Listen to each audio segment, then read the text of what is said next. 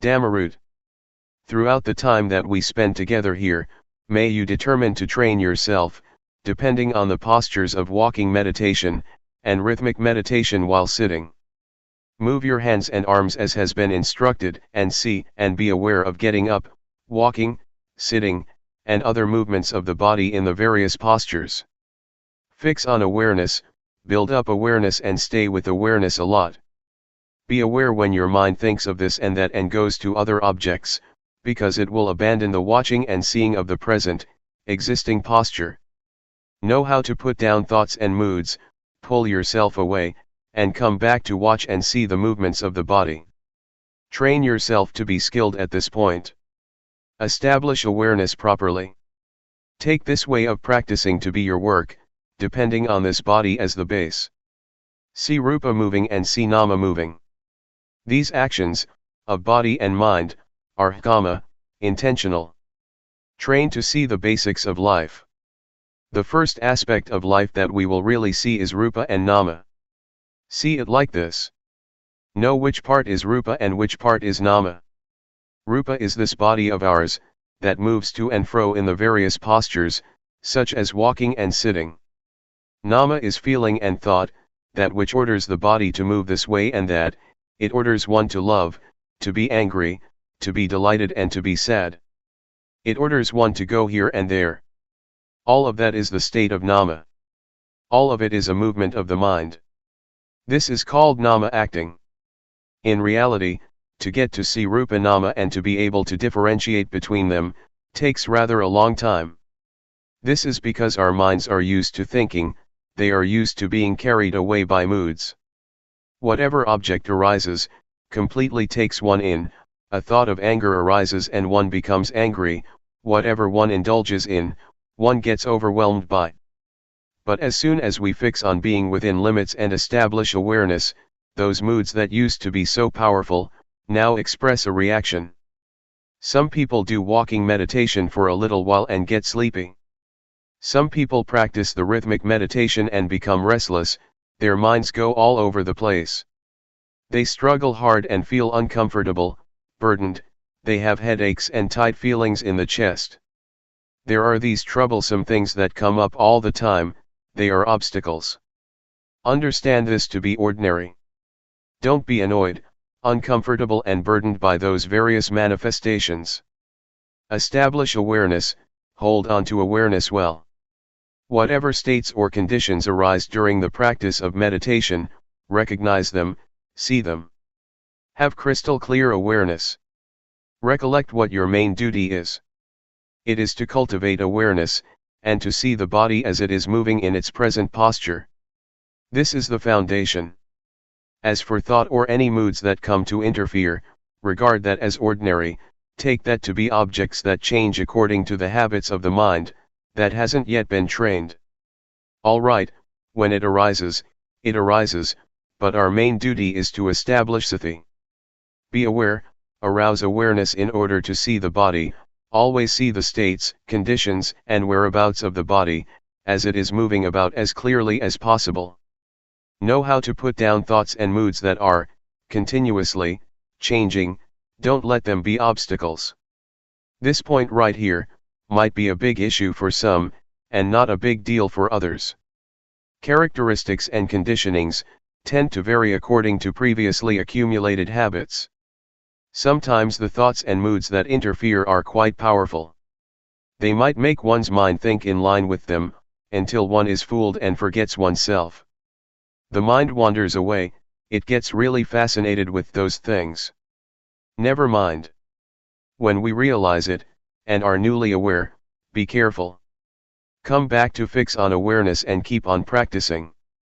The state of the mind wandering off and lacking awareness, the mind feeling uncomfortable and burdened, arises a lot when we first set out to train ourselves to develop awareness. It is the same for everyone. Because, originally, we are used to thinking all sorts of things according to our own untrained minds. Therefore, it is going against the stream of our old habits to try and establish and arouse awareness. So, it is ordinary that there are various obstacles. In the beginning, we must depend on devotion, and put forth a lot of effort to train and establish awareness, so that one gains awareness. Be determined to make effort with walking meditation and sitting, doing the rhythmic meditation. Make movements with the body and train a lot to be aware. Never mind if the mind loses awareness, and thinks of this and that 100 or 1000 times. Regard yourself as somebody who is still new at the training. Inspire yourself. Try and do the best you can. Keep establishing awareness consistently. When you lose it, you start again, you lose it again and you start once more.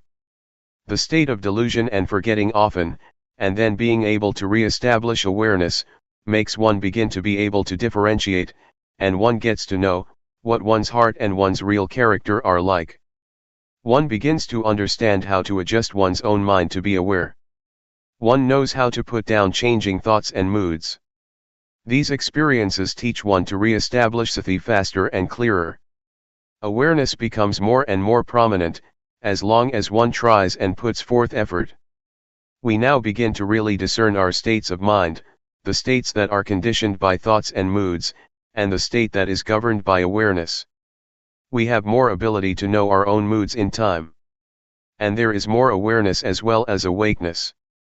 The conditions, of feeling uncomfortable and oppressed, of doubt and confusion, of restlessness and giddiness, and of feeling fed up, that used to be there, gradually begin to fade out, with each moment that our sati sampajanya begins to awaken more and more. Until finally, when we really have aroused awareness, and a sense of being awake firmly, we see the existing rupa and nama clearly. That's it. We now get to know about life. We get to know suffering, dukkha, the suffering of rupa and nama. We will understand that rupa or the body is a lump of suffering. It consists of parts that are always moving and changing. One really sees the unfolding of the various states, conditionings, and processes of the body clearly. Breathing is suffering, it is a conditioning, it is dukkha, it is an ordinary state that happens by itself. Swallowing saliva, blinking the eyes, opening the mouth, eating, lying down, taking a shower, putting on clothes and so on, is all dukkha. They are ordinary conditionings of the body, that happen by themselves.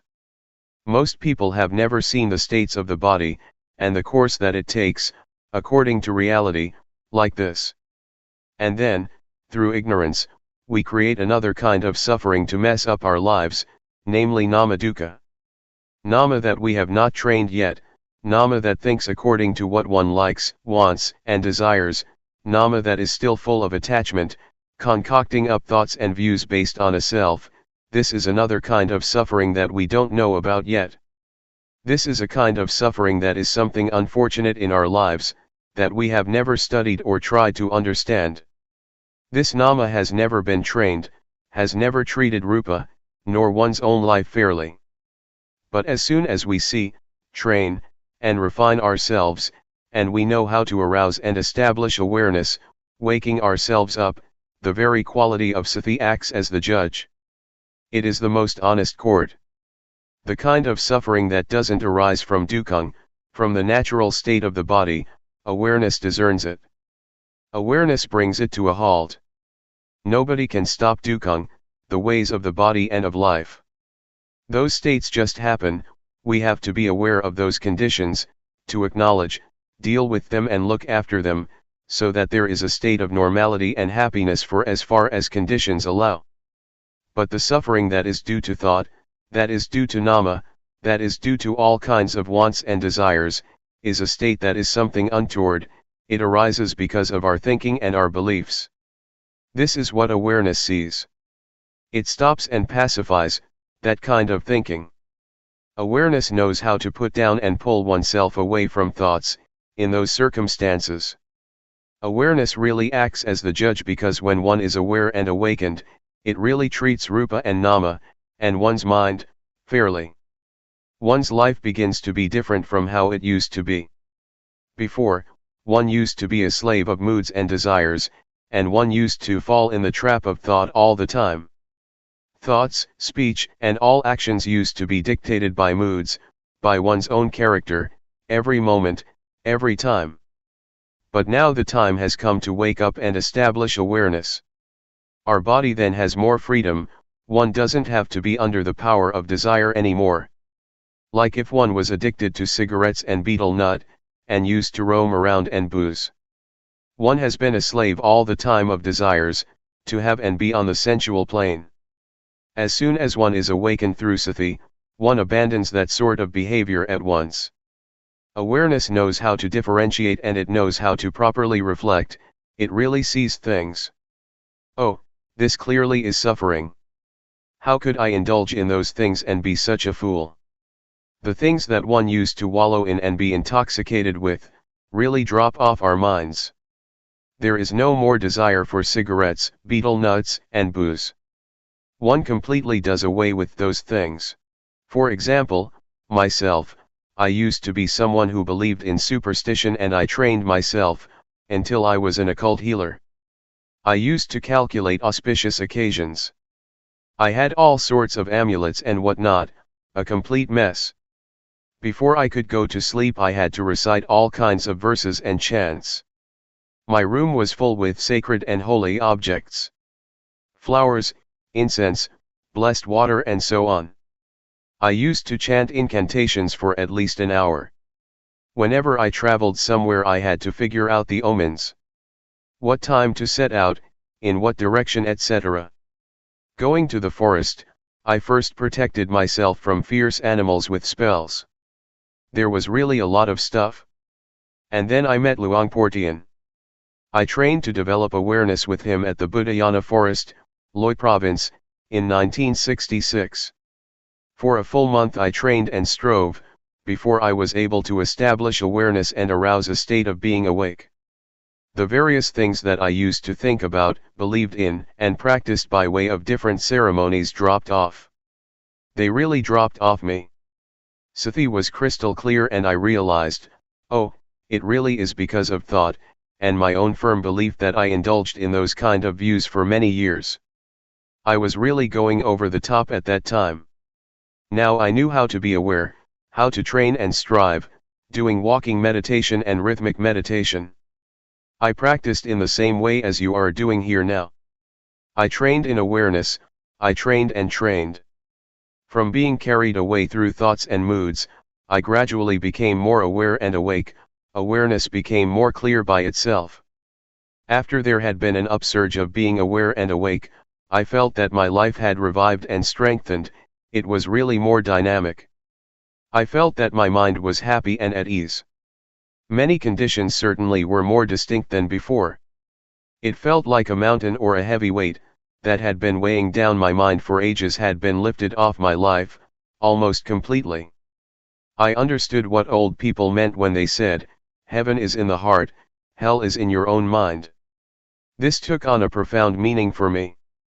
Awareness stood out. It felt as if being aware and awake happened by itself. I didn't have to support it as much as when I first started out. Whatever I thought, said, did, the movements of the body, doing walking meditation, I really did all of it with awareness. I saw states, processes, and the proceedings of the things I thought and did, in a refined way. Regarding the thoughts and beliefs that I used to cling to, moods of love, like, anger and delusion, in fact, they didn't disappear from the mind in one go. It just felt that they had diminished a lot. They were not powerful, they were no longer the boss like before, when I couldn't establish awareness yet. Desire and ambition were still there, latent. They still showed their faces, once in a long time. Sometimes I would still think about this and that, without awareness. Even though I could establish awareness, and was well aware and awake, I still felt that I didn't have complete freedom from love, like, anger and delusion. Luangpor Teean warned to be careful of those things, to be careful of thought, and to be careful of the defilements of a practitioner of insight meditation, namely, being stuck on refined states of mind, such as too much joy, too much delight, too much peace and coolness, stuck on images that would appear, stuck on knowledge of this and that. All these things one should be careful of and not heedless, forgetting oneself and being fooled by them. And so I had to put forth more effort, but I felt that it wasn't as difficult and burdensome as in the beginning. This latter part of the practice could be called working with the mind. For the method I still used the posture of moving the body as a base. This is the sign for fixing on awareness. But now I felt more at ease. I would do the walking meditation in a leisurely fashion, and I would move the hands and arms in a relaxed and agile way. I was aware and saw the existing states and conditions of the body. The movements were very clear. There was no laziness or feelings of wanting to quit. There was no boredom, no uncomfortable feelings or dissatisfaction. And there was no confusion as before, at the beginning. But there were some occasions that my mind thought about things. It would reflect and analyze certain matters. These states would arise on their own. This would complicate things. Some of the things that I would think about I felt were important. For example, I would explain the Dhamma, in my mind, to someone I cared for, such as my friends or my family. Sometimes I would investigate and try to find an answer to a Dhamma question. I felt that each matter that I reflected on was important. And so, at times I would forget and just get caught up in thinking. The various thoughts that would appear at times were old habits. They were cankers flowing outward, asava, they were manifestations of views and opinions, they were thoughts and beliefs in various forms of myself. They would spring up sometimes. Therefore, during the time that one is working with the mind, and one sees the states of mind, and one's own thinking, one really needs to be aware and awake and to be able to establish awareness. One has a perspective. No matter what one is thinking about, and no matter how important it may seem, always be aware clearly and see those conditions arising. When one is careless and thoughts come up, and even when one starts to think, see it and know it in time. But don't be careless and get mixed up in thinking, and let it turn into an issue, to the point one completely forgets oneself. We must take awareness as our perspective. Awareness should always stand out. Then, one can really let go and put down those images, without grasping or paying attention to them. Always come back to being aware. Regardless of how powerful, delightful, or awful thoughts may be, establish awareness and make it into a foundation. When thoughts arise, let them be there, but, see their characteristics. Just be clearly aware and don't get mixed up with thought. Neither encourage nor obstruct thoughts. Do it like this. Hold on to this principle. It won't be long and those thoughts will stop on their own. They will fade and disappear by themselves. They will turn into rising images. Just watch, see, and know their temporary rising and passing. In the end, awareness will still be as stable and prominent as it originally was. Actually, the method here is the same as when we first trained to establish awareness.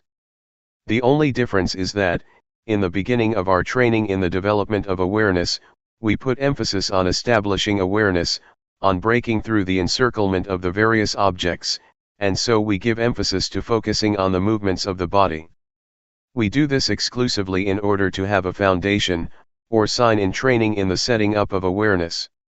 We create awareness because in the beginning of our training, states of mind and mood still have power.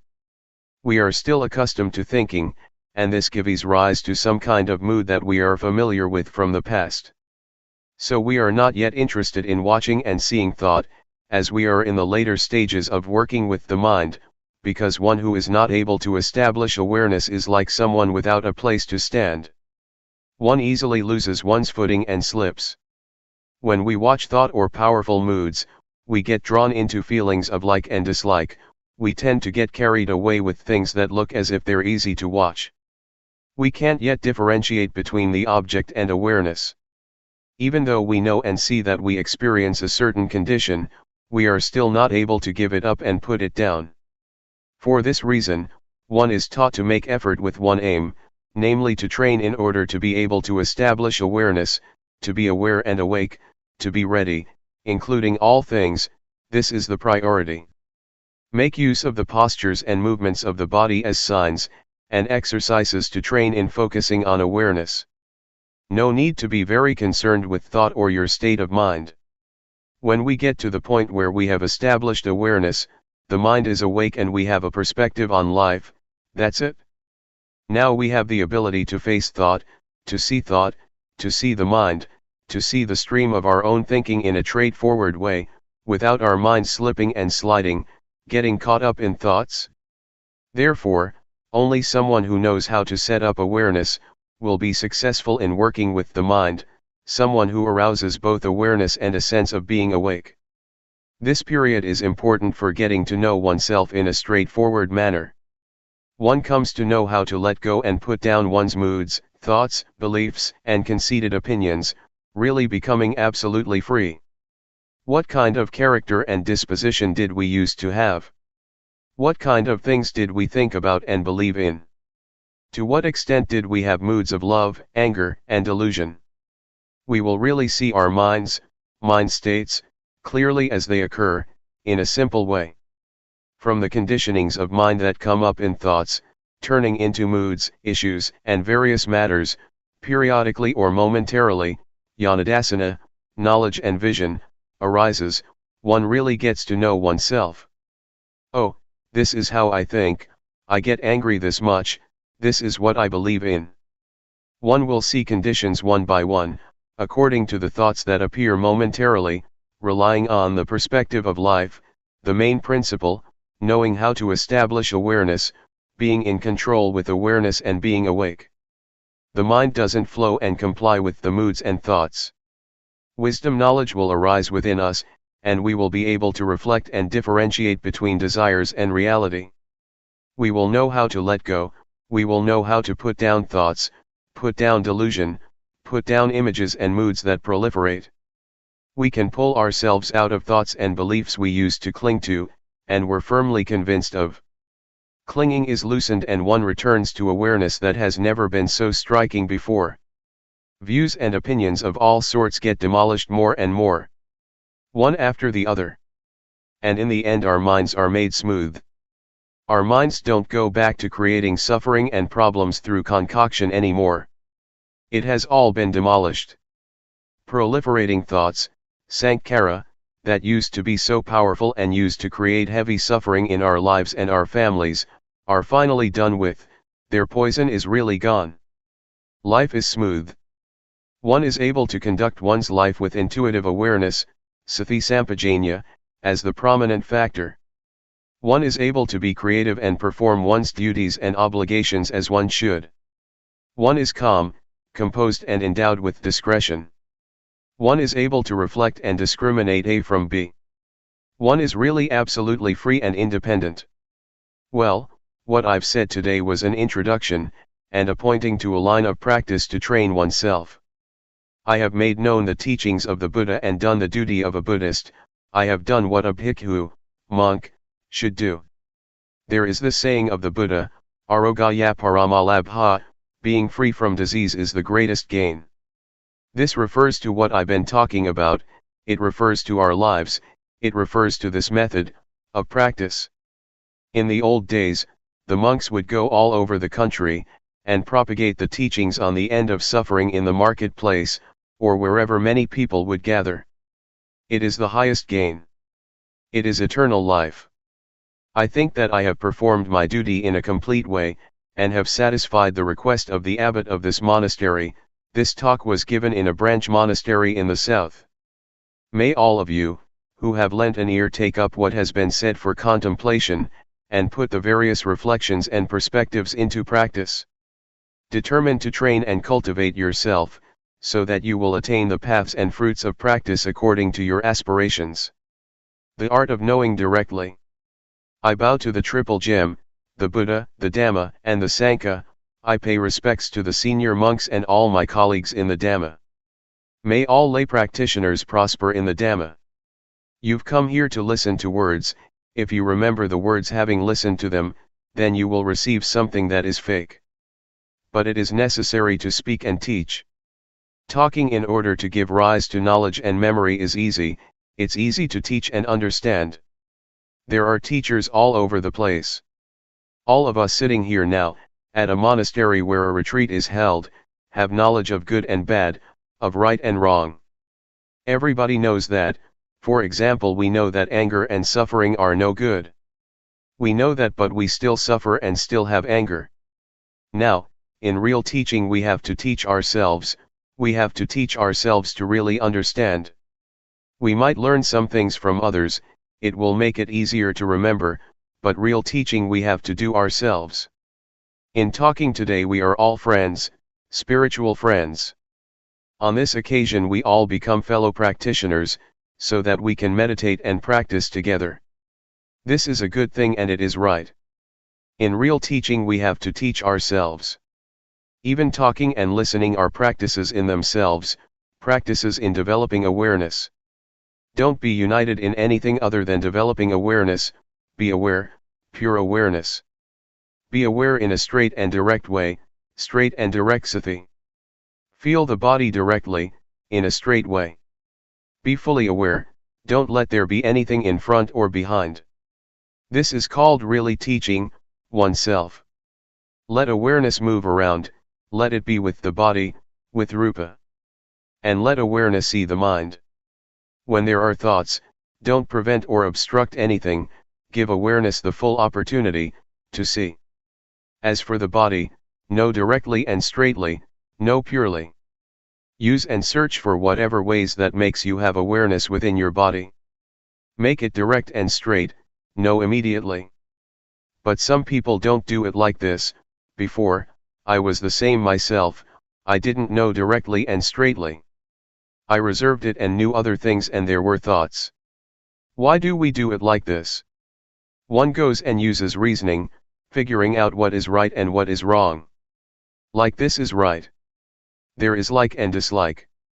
Why do we practice like that? What's the point of knowing this and that? For example, when we are aware, we ask ourselves, am I aware or not? Is this sati or not?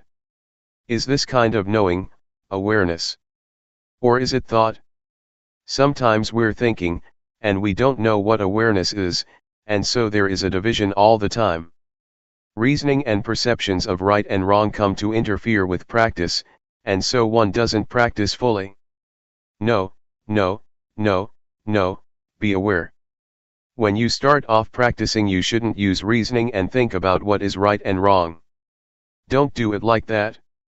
Know directly, using whatever method that makes you be aware of either the body or the mind. Don't concentrate. Don't think about right and wrong before you experience right and wrong, don't think about being and seeing before you actually are and see. That's not it. It is wrong when something is wrong, it's right when something is right, you are when you are, and you see when you see. Be aware directly, don't concentrate and don't use reasoning. You shouldn't think, from now on there is no need to think.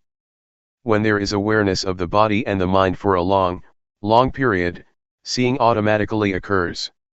This is not called thinking, it is called discrimination, Dhammavidyaya, or orderly reflection, Yoniso manasikara. It differentiates and wisdom knowledge or wisdom arises by itself. This is called practicing directly. For example, we raise the arm or we turn up the hand, just know it directly. Feel your arm moving, feel your hand moving, feel the movements. Actually, this method that we're practicing was different before, in the past it was not practiced as we do now. But Luangpor Teean adapted it, making it more practical. In the past it was called the method moving stopping, in Thai, Ting Ning. One would put the hands on the knees, turn up the hand and think or inwardly recite, moving, Ting, and when a movement would come to an end, stopping, Ning, Ting, Ning, Ting, Ning. They would use it like a mantra, a word to keep reciting mentally. This is not direct, it's not straight. There are still these words that obstruct the immediate experience of the movements. Luangpor Teean developed this method by not having any recitation, just feeling directly, being aware without using words, just feeling. Doing it like this, one knows. The characteristic of feeling is to know specifically, but it is not a poking kind of knowing. One knows. Luangpor demonstrates it at the same time, know like this, don't fix on things. Some people know in a concentrated way, they concentrate and follow the movements, this makes awareness into something with a time span, whereas awareness should be momentary, moment by moment by moment. Doing it like that, it becomes into a practice in tranquility meditation, which it should not be. That may well make one feel uncomfortable and discontented, or stiff in the chest area, sleepy or all tense. To know directly is to know in a cheerful and clear way. Knowing. In one sequence of movements one knows 14 times. This is pure knowing. Don't let there be any separation, let the quality of knowing really contact the body. Let them really come into contact with each other. When one knows in this way, one will become skilled for sure. When there is experience, for example, our hand often comes into contact with something, we are bound to become skilled. I used to be a little bit of an artist as a musician. It is an art in itself to contact with one's fingers the holes of a flute or the hammer of a xylophone. The fingers contact the holes of the flute and the most melodious sound is brought out. But when we push too hard, it is a kind of concentration and the sound will not be as good. If we go and count the holes in the flute, we can't play well, because the finger movements have to be just right in order to produce the right tone. Being aware and contacting the body directly and straightly is an art. There is no need for reasoning, know in a pure way. Know in a sober and clear way. When you really make contact with the feeling, it is an art, you will be skilled in it, and you will know crystal clear. To really contact and feel the body is not just ordinary knowing, it is development in itself. We might compare it to having a livelihood. When we're not doing it right, we waste a lot of energy. When we know the movements through reasoning, through concentrating or by forcing ourselves, then we waste lots of energy. Some people put forth effort, doing both the formal practice of sitting and walking meditation, and their faces go all sour, they're all tensed up, that's too heavy. When we do it in the right way, it is not heavy, rather, it is light, comfortable, and we feel cheerful. Doing it like that, one tends to forget the time. But some people force themselves too much, that's neither straight nor direct. Awareness is happiness and justness from the beginning, it sorts things out for us by itself, and it makes one feel and recollect clearly, step by step. Be in the middle, watch inside as well as outside, don't go in, don't go out. When I was a kid, I used to go with my mother to plant melons and beans. When the rains would start and my mother would plant the seeds, she used to say, "If people eat it, it is merit, if birds eat it, it's a gift, if birds eat it, it is merit, if people eat it, it's a gift." This attitude makes one feel at ease. But without this attitude, we may do things thinking this way and that about making a profit or making a loss. This is wasting energy. Sometimes we even count the days, I've practiced so many days already, and I still don't have any knowledge. Some people do know, it's so easy for them. One gets bogged down in thought like this and one cooks things up. The result is that it is our thinking, our delusion that is practicing Dhamma. We practice but we still get deluded. We know and then we don't know, we stay with the knowing and then we are without the knowing, we're doing it wrong and then we do it right. When one is caught up in thought, how is one going to see thought? It is like being inside a cave. When I first started to practice, Luangpor Teean told me to go inside my hut and said, "Close the door." "It's closed, Luangpor."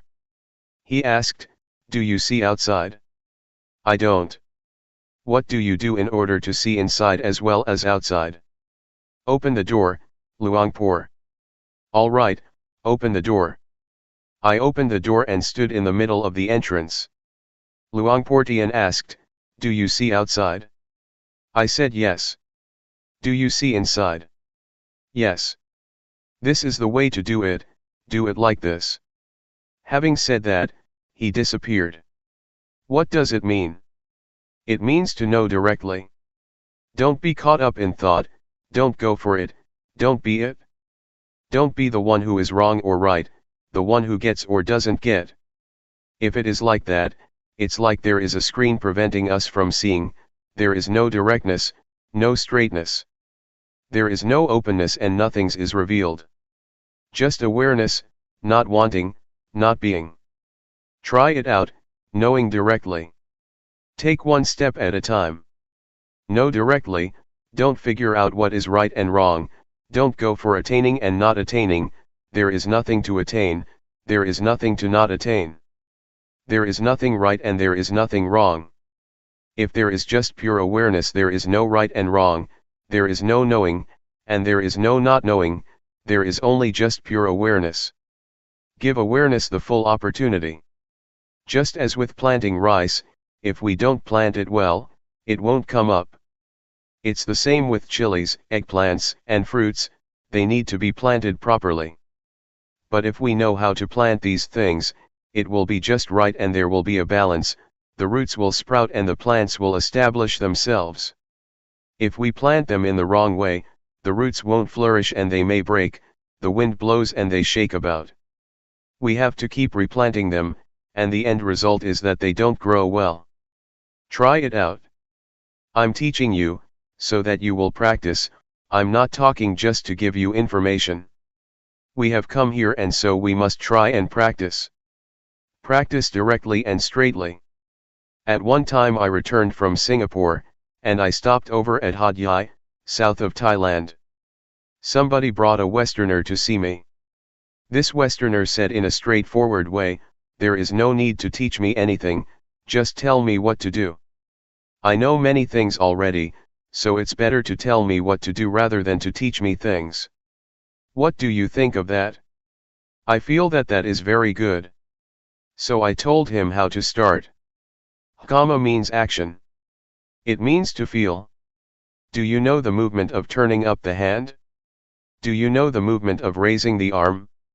No, no, and no. I had him practice like this for half an hour, and after that I showed him how to do walking meditation. Know every step that you walk. Whenever he took a step, I knocked him with my hand on his arm, no like this, no like this. Knowing, knowing, feeling. I had him walk for half an hour and then called him over, and let him do the rhythmic meditation in the sitting position again. He got into contact with sati, with awareness of the body. I asked him, just now, you were aware of the body, did your mind think of other things? No. One is right here, one knows right here. Have you ever known like this for a long time, let's say for a whole day? Never. What about 1 hour? No, never. He just learned about this now. This is how I taught. This point is the point that we, as Thai Buddhists, are lacking in. We are not lacking at other points, it is this point. This is the point where Buddhism comes into being. The Buddha, Dhamma, and the Sangha arise right here, that is to say their qualities. We have to give rise to them right here, this is their birthplace, the birthplace of the state of being Buddha that knows, that goes in and knows. Don't destroy this state. And so we have opportunities, we have places such as this one, it is not as if we practice because it is the fashion. We don't advertise that we do anything else. To perform rites and rituals, make merit and offerings and so on is not the right way. To do it right in line with real awareness one has to practice like this. We have to spur each other on to practice, to live like this. The activities of Buddhism have to start off with this method, we can't deny it. We need places and the environment, and we have to persuade each other to come and practice like this. In the mornings and evenings, there are Dhamma talks as well as practice. This gives good encouragement. And so we come together to practice in this style. What I'm saying now is not for memory, it is for practice. Putting it into practice in our bodies and minds, coming into contact with ourselves. When I use the word sati, we know, we feel it at the same time that we hear it. The things I talk about exist in us, they are there, in all of us. The more I talk, the more we see ourselves. What do we see? We see what I'm talking about. For example, feeling, we all feel, even when we don't do anything in particular. When we are skilled, we don't necessarily have to make movements with the hands and arms, we just sit there. Feelings are there already, the blinking of the eyes can be felt, breathing can be felt. The quality of knowing that knows the blinking of the eyes, is feeling, it is sati. The quality of knowing that knows breathing, is feeling, is sati. Even when we don't do anything special, there is awareness, no matter where we are, even when we just sit there, there is awareness. Spiritual friends, inner sages, the paths and fruits of practice. May the words I speak be your spiritual friend. Kalyana Mitta, awareness is our spiritual friend. Associate with these things, associate with the sages. I don't mean to associate with this or that person, that is good also, those are the external sages, but the real sage is within, awareness. Try to associate with awareness for 7 days. To know directly and straightly is called, associating with the sages. Do you see that? When the Buddha expounded the first discourse, Dhammajjokhappavatthana Sutta, to the group of 5 disciples, the Brahmin Gondhanyo, opened his Dhamma, reached the first stage of enlightenment. He was the first monk disciple of the Buddha. A few days later, the other 4, Vappa, Padya, Mahanama and Asachi, also opened their eyes.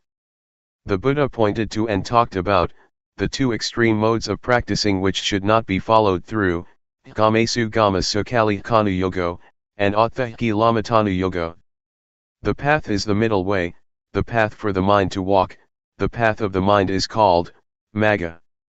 Magga or the path, is this awareness. Awareness or the quality of watching, of seeing, of knowing, is called the path. Whoever is always aware is walking the spiritual path. The path is a vehicle, it is as if one rides in a vehicle that leads one onwards. As the Buddha mentioned the path, Gondhanyo was practicing in awareness. Finally, the Buddha presented the Anathalakkhana Sutta, the discourse on the characteristic of not-self, as follows. Is form permanent? Answer, no, it isn't. Does something that is impermanent have value or not? It doesn't. Should something that is quality-less be clung to, as a self or oneself? Obviously not. This way of teaching by the Buddha, by inquiring, is not telling people, rather, people see for themselves. This is teaching in order to see, in actual fact, one teaches oneself. Another person can teach one to know, but in order to be, one has to teach oneself. Can you do it now? Do you have awareness within your body yet? Try again. When walking, feel it, feel it.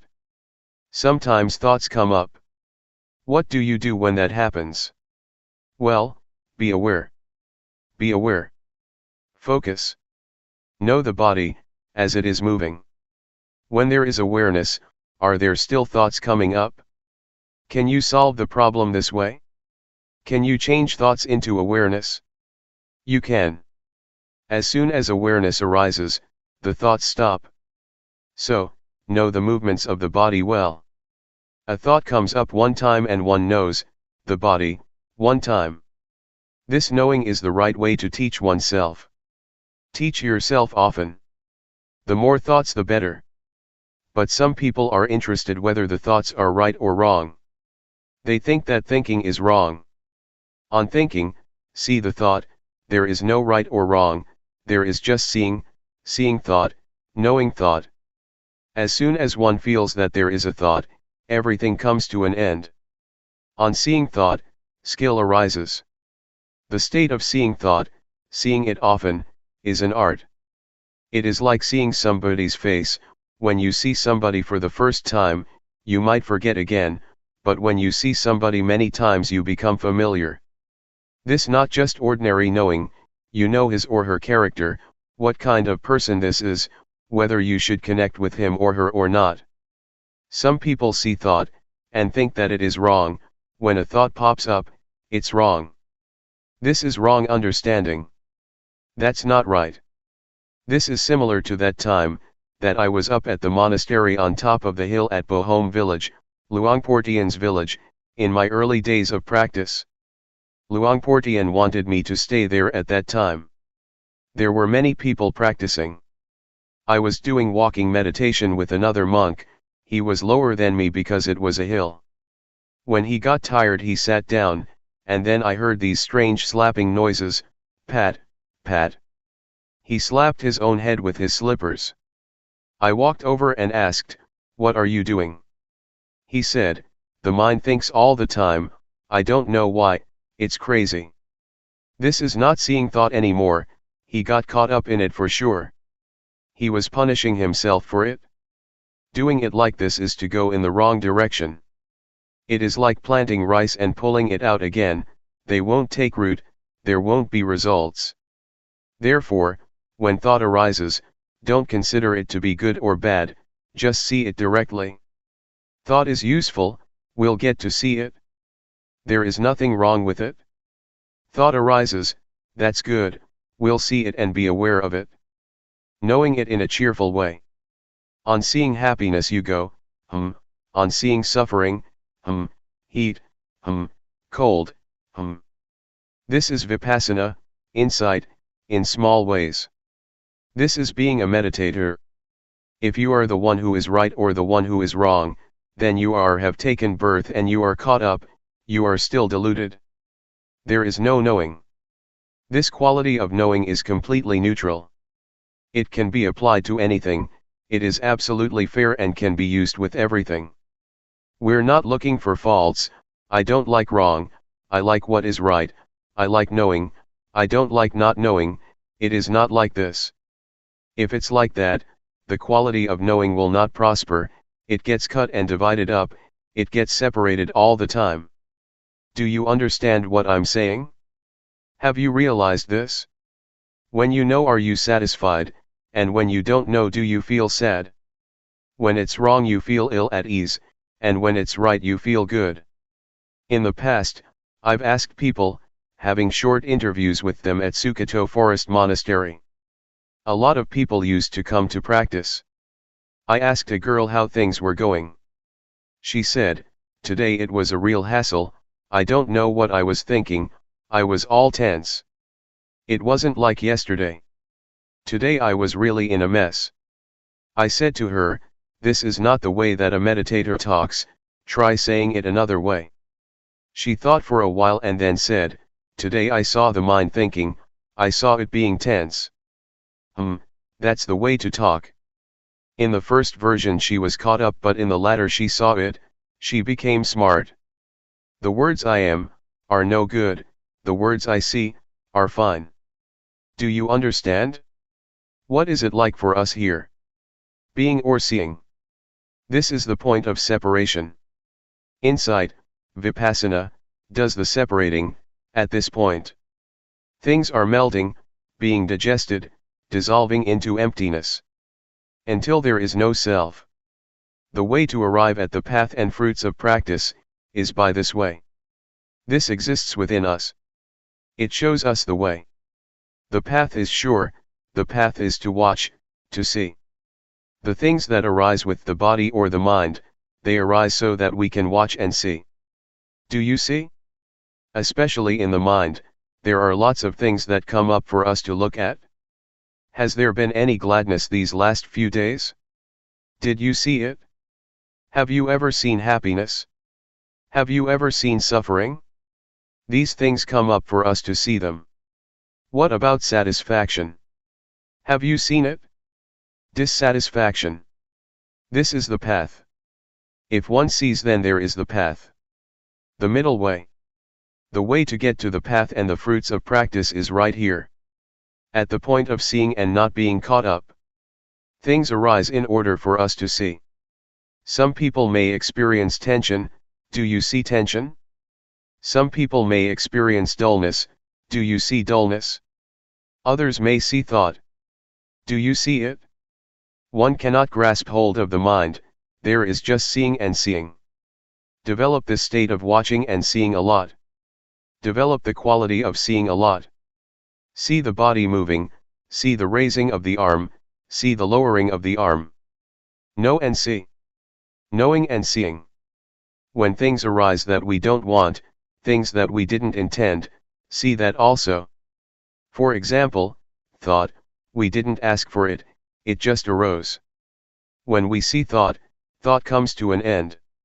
When we fix our awareness, the quality of knowing does not fail, as we might think.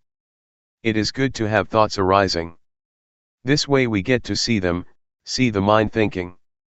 Sometimes many things come up, happiness, for example, and one is smiling inwardly. Don't grasp it, don't be it. Establish yourself on the specific characteristic of a meditator, watching, seeing, and not being. This is not wrong, and this way you won't waste time. But some people get caught up and waste lots of time. They get caught in joy, calmness, visions, defilements due to insight, analytical knowledge, and all sorts of things. They fall in the well of knowledge, and know this and that. One wastes lots of time this way. There is no need to know all that but see it. It is like coming here by car from another province. On arriving here there is no need to teach about the things that one has seen as one passed through.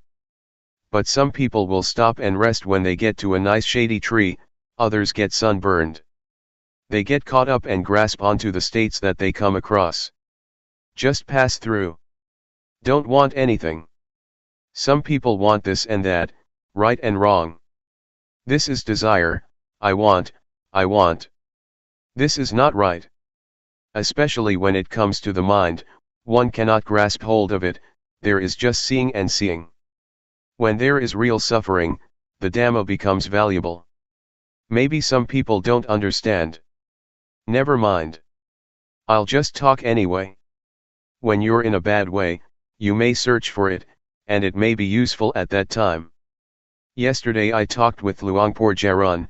He said, with what I'm saying I'm not giving people knowledge now, that may not be possible, but in another 20 to 30 years from now, people may come to realize it, or when they are down and out, because they have heard these teachings, they may look for a way out and practice until they know.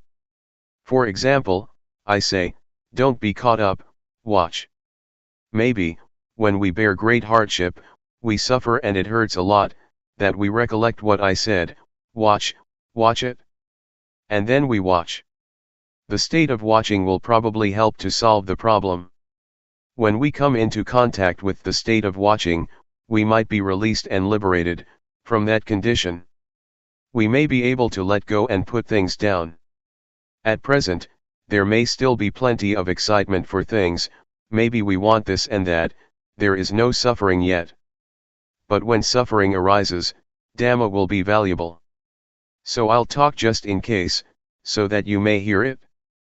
But actually it is not beyond us to practice, and that is why we meditate. Intention is what classifies beings. Let's start from here. We watch the body, really feel and make contact with it. Sometimes, as we're watching the body, something comes to interfere and it makes us lose it, it incites delusion. Thought, for example, or drowsiness, and the various hindrances. 5 hindrances are listed by the Buddha, namely sensual desire, ill will, sloth and torpor, restlessness and worry, and doubt and uncertainty as the last. It is our chance to see them, to see that which is wrong and that which is right. See both right and wrong. This is called having arrived on the path. The things that make us deluded, such as the hindrances and proliferating thoughts, will be seen by us. But some people go and get caught up in them. These things are not without value, they teach us valuable lessons when we get deluded. But some people judge delusion, considering it to be wrong. This is a cause for failure in practice. It is not like that. When there is delusion we give rise to knowing, this is a valuable lesson. In this way we get experience, the moment delusion is there once, we have one valuable experience. When many thoughts arise that induce delusion, or sleepiness, we know, and we relate to these things in the right way. These things then have value for us. It is like learning at school, the teacher teaches when the children make a mistake. He or she teaches how to write the letter A. When a child writes an E, the teacher sees that it is wrong and corrects it. This way the children learn to correct their mistakes at the time that they make them. This is valuable. But if a child makes a mistake and the teacher doesn't teach, it is bad fortune for that child. We are the same, when there is something wrong, and we are the one who is wrong, this is our misfortune. But when something is wrong and we see it, and we solve the problem, this is our good fortune. Mistakes are teachers. But what someone else says is wrong is another thing. As we practice here, we know our own mistakes. Whenever we see something wrong, we change it into right. When we see suffering, we change it into no suffering. When we see anger, we change it into non-anger. This is up to us. Others can't help us with it. Others do not see the thoughts in our minds. But we can see it. Other people don't see the anger, desire, delusion, defilements, craving, lust, and torpor in our minds. We have to see it ourselves. We might see these things in other people a little bit, from external expressions, but there is nothing we can do about it. But when we see these things in ourselves we can solve it. Try it out. Don't think you are powerless. As soon as sleepiness comes up, one yawns and drops off to sleep. This is called falling for it. If you get easily sleepy, then find some way to do something about it. Don't just give in to it. Fight it a bit. Try looking up to the sky or the top of a tree, look around you, look far away in the distance. Imagine it is daytime, that's not the time to lie down. This is the time to practice, nighttime is the time to lie down. If it doesn't disappear, then get up and wash your face or take a shower, fight it a bit. Don't sit there nodding about. If that is the case, you've really lost it. We have to be awake. Open your eyes, fully, and be aware. You can do it. It can be changed, it can be solved. Meditation means to do good a lot. The words hapathipati in Pali language, and hapathipat in Thai, mean to practice. The prefix, hapatha, means to come back, to return or to solve. It is not a matter of doing sitting and walking meditation all day long, but never solving the problems. One thinks for an hour or two while practicing, that is not putting forth effort. It is laziness. A practitioner is one who changes wrong into right, delusion into non-delusion. Whenever there is delusion, change it immediately, this is useful. When something is wrong, change it, know it immediately, practice. To practice is to change. Meditation means to do good a lot, make that which is harmful into something good. This is called meditation. What is goodness? Awareness that we're training ourselves in is goodness. Perform this kind of goodness and do it a lot. Recitation is to keep a certain word in the mind, for example, Buddho, Sama Arahant, etc. In the past, I learned verses. I had to recite in order to become invulnerable. That is recitation. Sometimes we use the wrong word, we may call the recitation of the word Buddho meditation. It is not. It is recitation. As for the word meditation, it means to cut off, to just be aware, to feel movements with sati. Now is the time to practice, I've already explained how. Know what arises, don't know at any other place. In the beginning of the training, know at the body, not anywhere else. Take the body as the sign. Consider the body as the material or tool to produce awareness. The body is part of nature. When one sees the body, one has to see the mind too. A person consists of a body and a mind, and so this is what we learn from. These are our scriptures. The path, the fruits of practice and nibbana are right here. The hell realm, the hungry ghosts, and the thick-headed demons, are to be found right here. Realize this. Don't be fooled by things. Don't let the body or mind fool you. This mind can be developed to the end, until there is no more suffering. To be aware is to study. Awareness or sati will become skilled in the ways of the body and mind. It is right here where you will finish your studies. Students study at various institutes.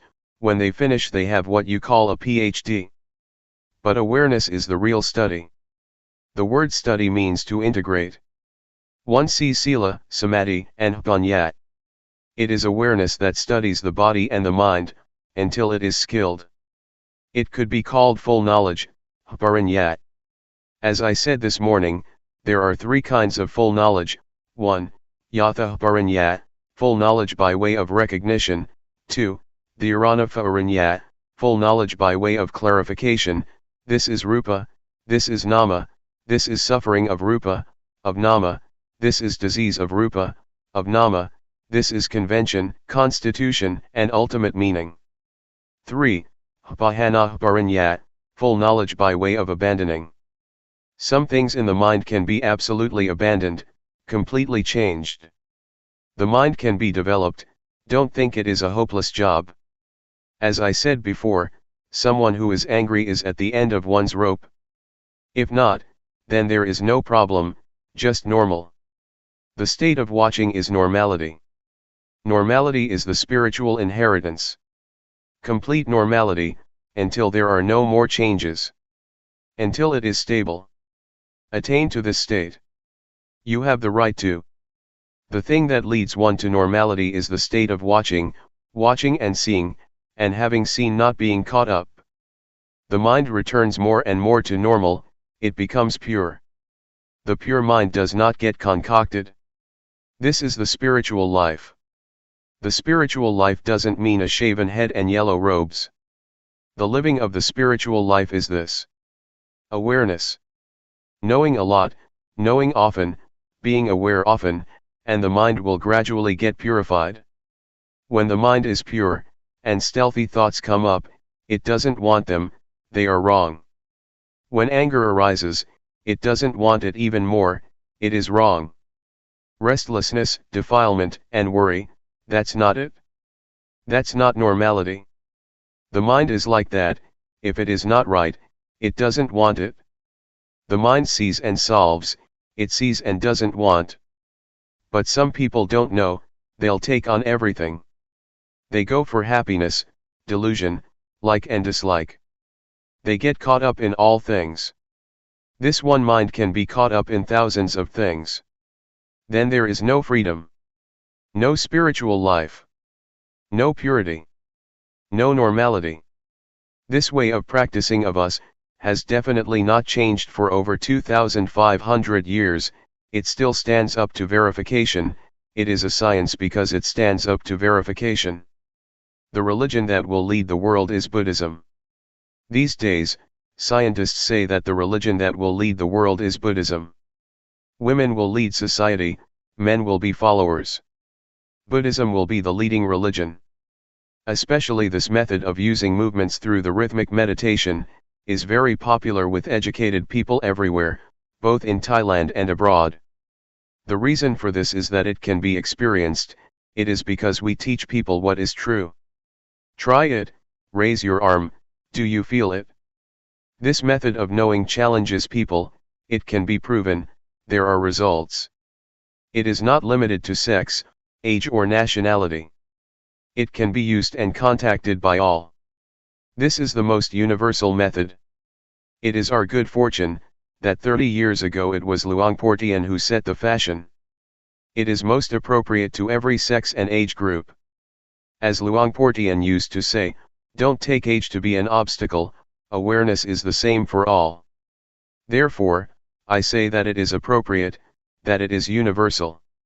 It is not important whether one is male or female, whether one is educated or not. Just be aware, that's all there is to it. Nowadays it is getting popular. I have taught in many countries, I let people test it out. And everyone accepts it. It is real. It is a science. The body and the mind really exist, sati really exists. When awareness comes in to know the body and mind, then all things are stopped or tamed. This is the result of being aware of the body and mind. This is the most complete development of life, all suffering disappears, one gains good health and even the economy becomes better. Jump when you fall of the ladder. Before I came here, I gave a talk at Mukdahan province. I talked about the same thing. I'm not boasting, but since I've been practicing I hardly ever get sick, my health is really excellent. That is because of the development of life and I'm looking after it. The Dhamma will protect one. The Dhamma inevitably looks after the practitioner. So don't doubt. We try to be aware, there is no beginning and ending, as with this retreat that started on January 20, 1996 and ends on January 28, 1996. Try to understand, experience awareness, and when you go back home, watch. Watch yourself while sweeping up, washing clothes and doing the dishes. Prepare yourself, it may be useful. Jump when you fall of the ladder. This is a simile for dying. This may turn into an art. Now, we're not falling of the ladder yet, we're not using this knowledge yet. But it is good to know about it now. Maybe when the time comes, we'll use this knowledge so that we don't get our skull cracked. Maybe it will be a kind of sport. Luangpor Teean used to say that it really is like that. Now, we are still alive, the breath still goes in and out. But when the time really draws near, this knowledge may be our close friend. Luangpor Teean said that, even though we don't have realization now as we practice, but about 10 to 20 minutes before we die, we may get it, it may be useful. During the Rains retreat last year, my uncle died. Before he died I went over for a chat. He was a Dhamma practitioner, he practiced up to the final stage. He said that now he was fine, he could control everything. Whatever I asked him he could answer. But if you're not in control, then don't be downhearted. Don't cry and don't think of other things. The present it right here.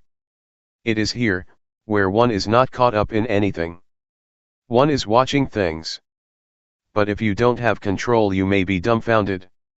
Whatever arises is an object. Children, don't be alarmed, just watch it. Right now, Father is watching it, there is nobody who is born, nobody who gets old, nobody who is sick and nobody who dies. This is investigation, it is safe, there is just seeing. But some people are not like this. I told you before about this grandma, who had been fishing all her life, her children held her hands but she struggled to get free, because she was delirious and imagined that she was torturing fish. This is a hungry ghost or a hell being. What a pity to be born as a human being, and waste your life like this. Proving the facts. Where have we been these last 5-6 days? Some people may have been with their children, some people may have been angry with this or that person. Don't go out. Stay right here. Stay with the movements of the hands. Watch out, you'll become delirious. Prepare yourself like this. When the time comes, there should be peace. Consciousness, they call it. Now, we are still stuck, but we know. It goes out, come and stay right here. This will give rise to skill. You get stuck and you know. This is the state that is not born, doesn't age, isn't painful and doesn't die. It is not a place or a house somewhere. It all starts off with awareness, it leads us to safety. And in the end it leads us to the paths and fruits of practice. Every moment of awareness is a step. The mind goes out and we feel. Know a lot, enter into things with the quality of knowing. Both merit as well as virtue and generosity, and even liberation are to be found at this point. Awareness has already cut off a number of things. When we are aware we pass through evil, through revenge, there is no enmity, there is no ill will, there is no love and no hate. Do you see that awareness leaves these things behind? Awareness knows, knows, and knows. It is the end of revenge, the end of danger, it is beyond everything. Is this real or not? This is genuine, this is real. Don't let anyone fool you. These days we get fooled a lot. Some people threaten us with hell and fool us with heaven. This is all external stuff. Try this out and prove it. Don't believe me, everybody should prove it for oneself. Make contact with awareness and prove the facts for yourself. I'm talking about the possibility. I'm your spiritual friend. Whether what I'm saying is right or wrong, you have to see for yourself. Practice today, do the rhythmic meditation. Be devoted to just this, with your whole heart. Do it fully.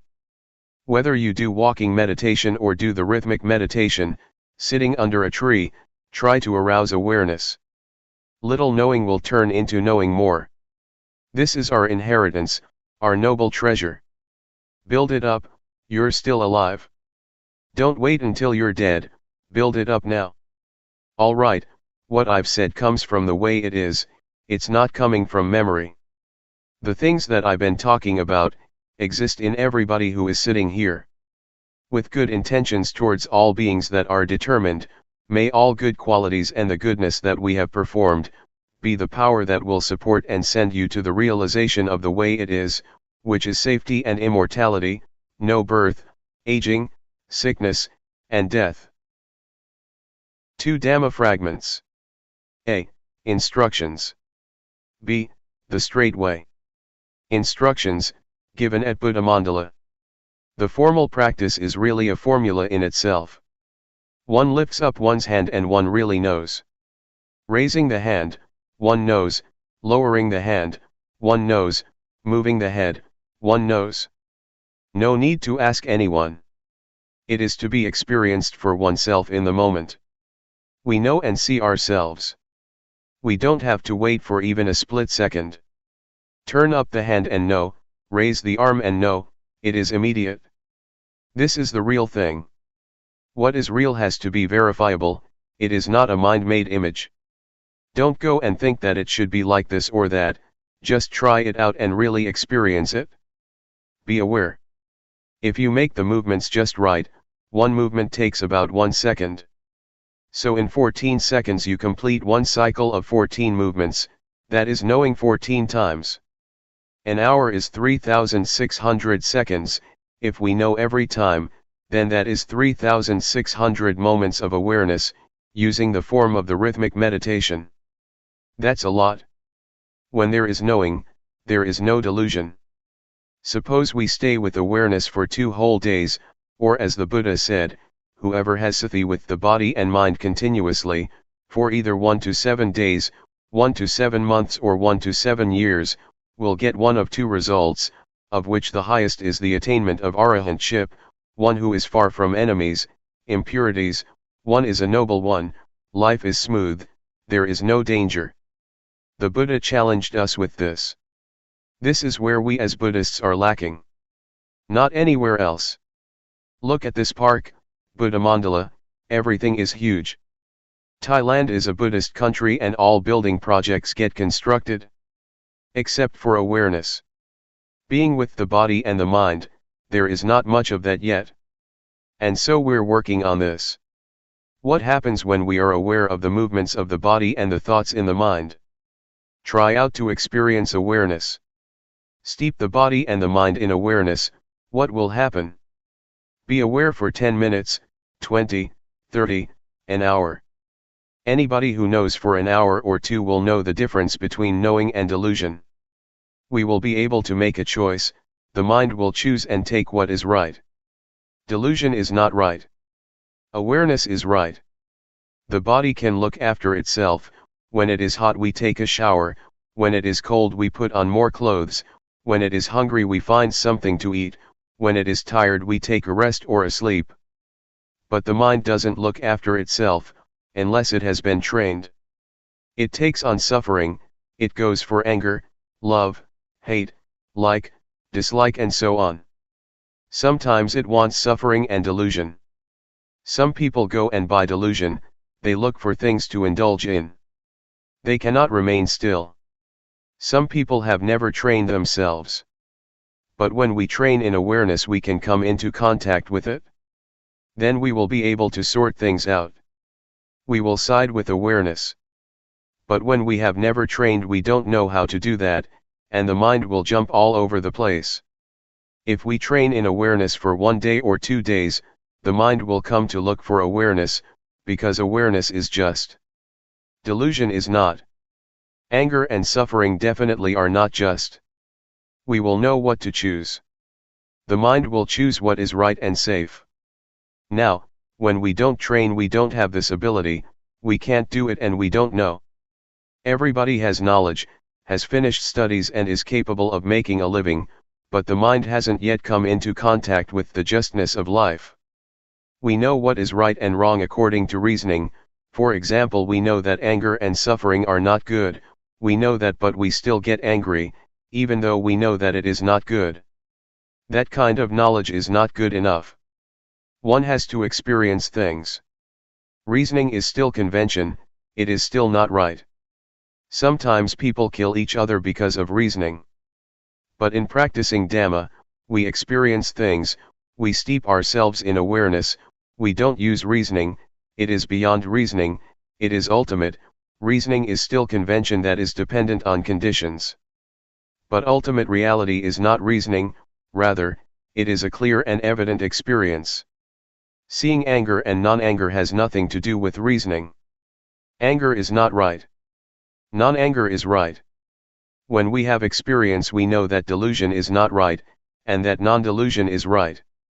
When we have experience we don't have to ask anybody. There are no questions in reality, there is nothing to ask, there are only answers and one has to answer oneself, not somebody else. This is ultimate reality, the truth. And so, we are practicing with this.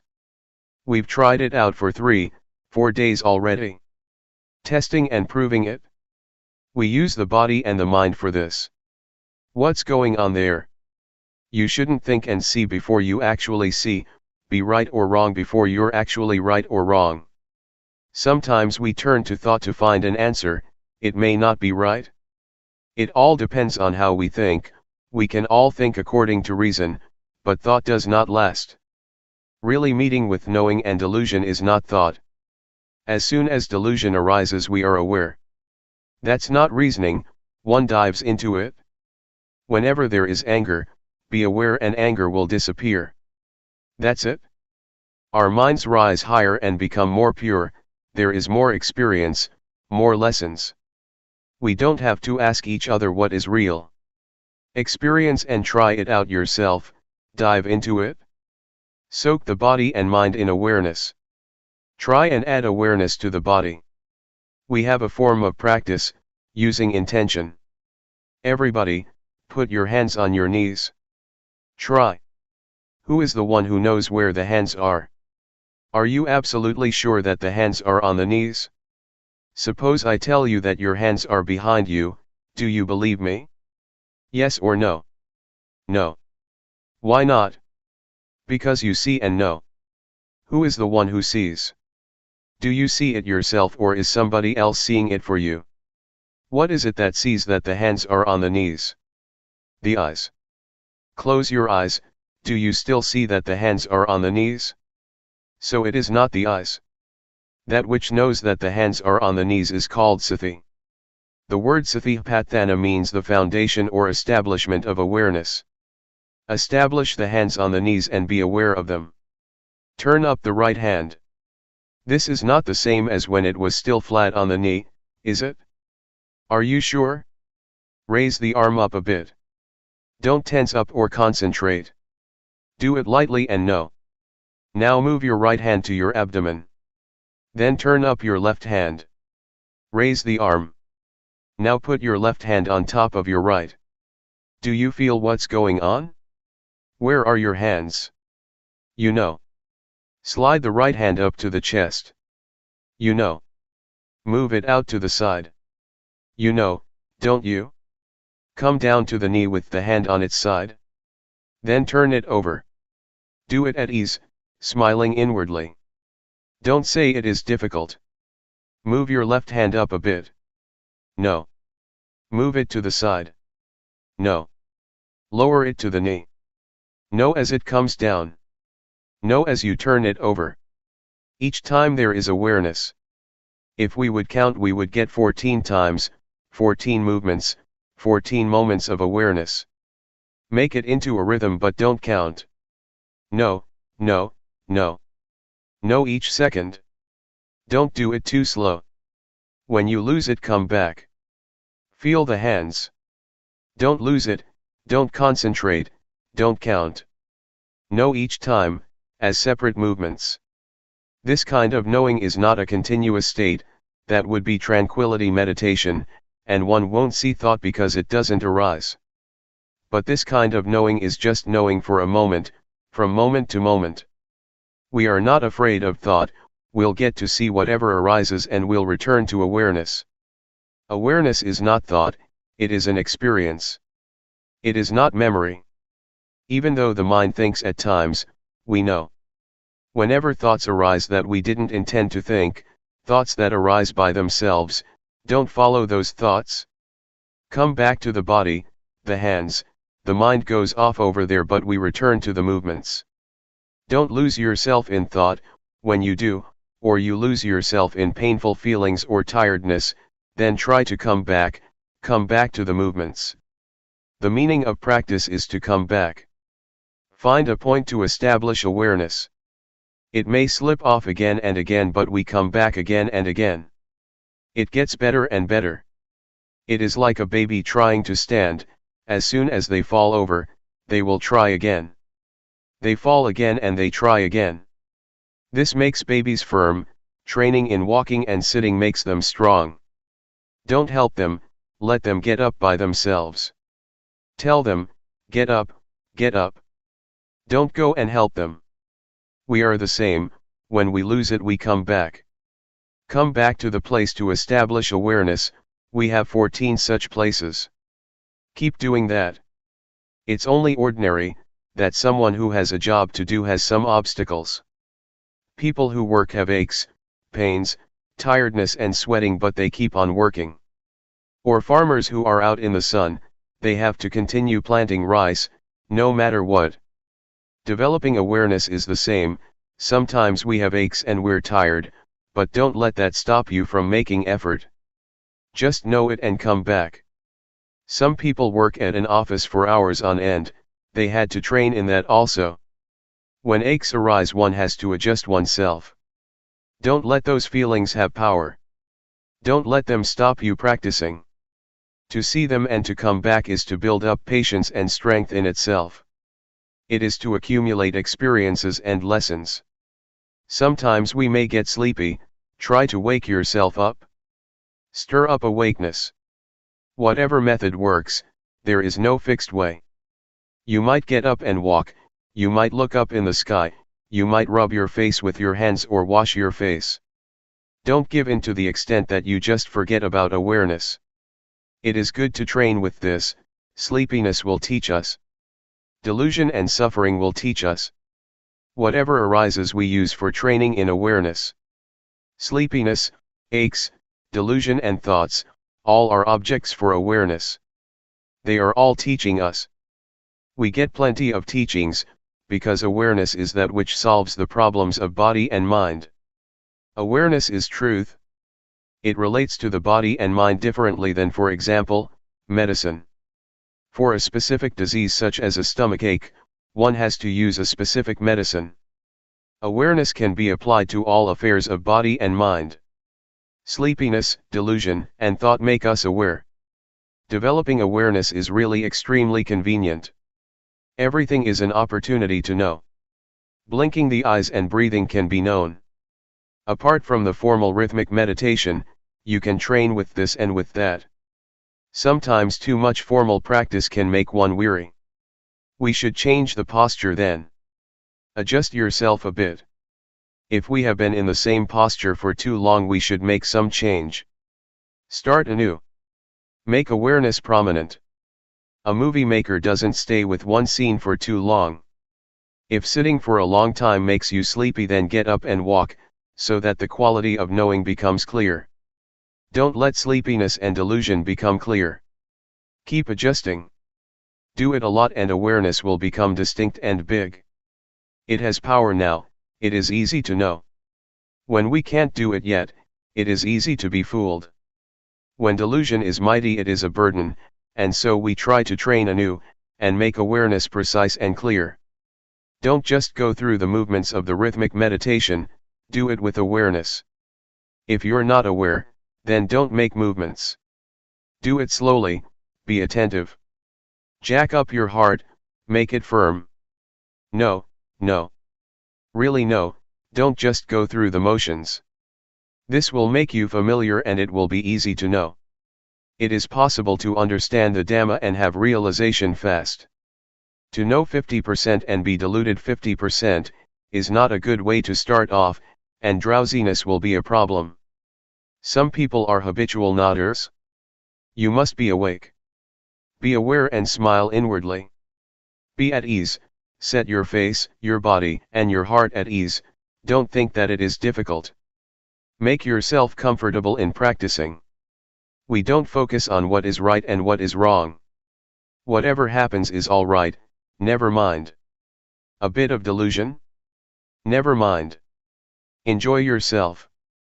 Being overly careful makes the mind heavy, and then it's easy to become dull. But if you practice in a carefree way, it is fun to know. The straight way.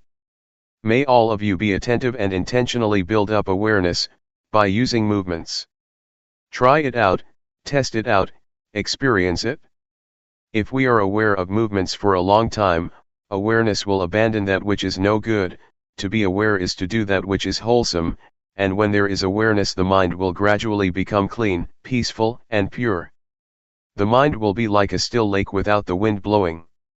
The mind doesn't ripple, there are few objects of mind because of awareness. Awareness is what cleans them up and brings about a natural balance in the mind. Sati is awareness, it is nature, it is your friend. It makes the mind normal. When the mind is normal, it thinks only little. Because awareness makes it feel the present all the time. When there is awareness, the mind is pure. The purity of mind is what normality is. When the mind is normal, it is like still water. One can see fish in water that is still.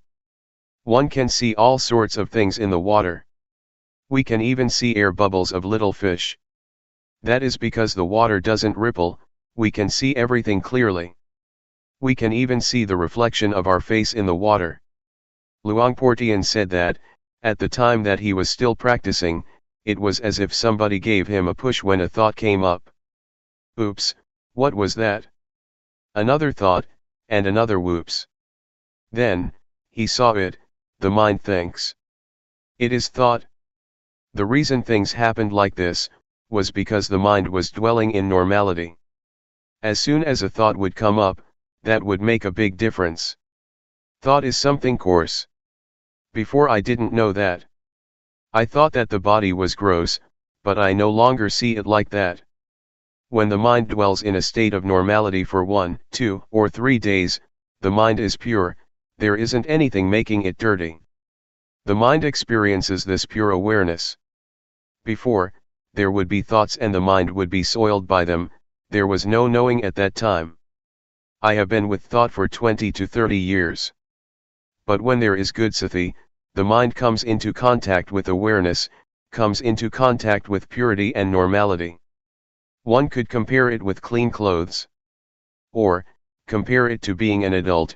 Before we were children and didn't know right or wrong, didn't know about cleanliness and dirtiness. On seeing mud we would go and play with it. And we didn't feel disgusted. But when one grows up to be an adult, one sees and knows about things. The mature mind, that is, the normal mind, the pure mind, experiences awareness, and on seeing thought, it perceives it as something out of the ordinary, as something gross. Luangpor Teean said, "A thought popped up like a sudden flash. When one sees thought clearly, one, automatically, opposes it. One sees it just like seeing air bubbles of fish in the water ripples, because of the bubbles, and we know. Even when it ripples a tiny bit, we still know, because normally the water is still. When your mind is normal, contacts with normality for 3, 4, 5 days. Some people may experience it to some extent. A thought arises and we see it once. A second thought comes and we see it a second time. We see thought. When there is thought, we know. When there is no thought, we know. When we watch, the mind becomes the watcher. We can watch anything. The mind is one, it is supreme. The act of watching goes straight into things. One could say it is people's weak point. One gets hold of that point. One has a point to watch from. When thoughts come, watch. If we just watch and see, that's the end of all the endless proliferation. The state of watching and seeing could be called liberation, it could be called letting go, it could be called sila, samadhi, and jnana, insight knowledge, jhana, absorption, or the path. The state of watching is the thing that is most right. It can solve all things that are connected with the body and mind, that are connected with the world that exists in body and mind. It deals with form, sound, smell, taste, as well as the eye, ear, nose, tongue, body and mind. The mind thinks, as soon as it thinks we know. The thought disappears. Seeing thought is wisdom. Seeing proliferation and changing it into peace, this is emancipation. Changing conditions, sankhara, into the unconditioned, visankhara. Changing hot into cool, nibbana. It is not difficult to do that, but if you make it difficult, then it is. If you say it's easy, then it is. Some people may experience nibbana, get a taste of it, in little ways. Maybe you'll come in contact with liberation or freedom, or something like that. For example, one day, there might be thoughts arising, proliferation, and as soon as there is awareness, it drops off, it is let go of, it has been put down. You understand it? You realize what it is. Your very thoughts? Don't think that there is something to realize outside of this. Whatever you may meet that is external, that's not it. Don't fool yourself. Don't look for results far away. A wise man looks at what is close by, as a Thai proverb says. Anger, desire, and delusion are over here. Don't depart from awareness, watch things with awareness over here. Now, the mind is all right, it is normal. It won't be long and it thinks again. We watch that. Watch it clearly. Become familiar in watching, and skilled. Be a champ in watching. It is good to see suffering. To see suffering is the most excellent thing. Clearly seeing the suffering of Rupa and Nama. Suffering gives rise to Buddha. If there was no suffering, there would be no Buddha. Don't be the one who is suffering, see it.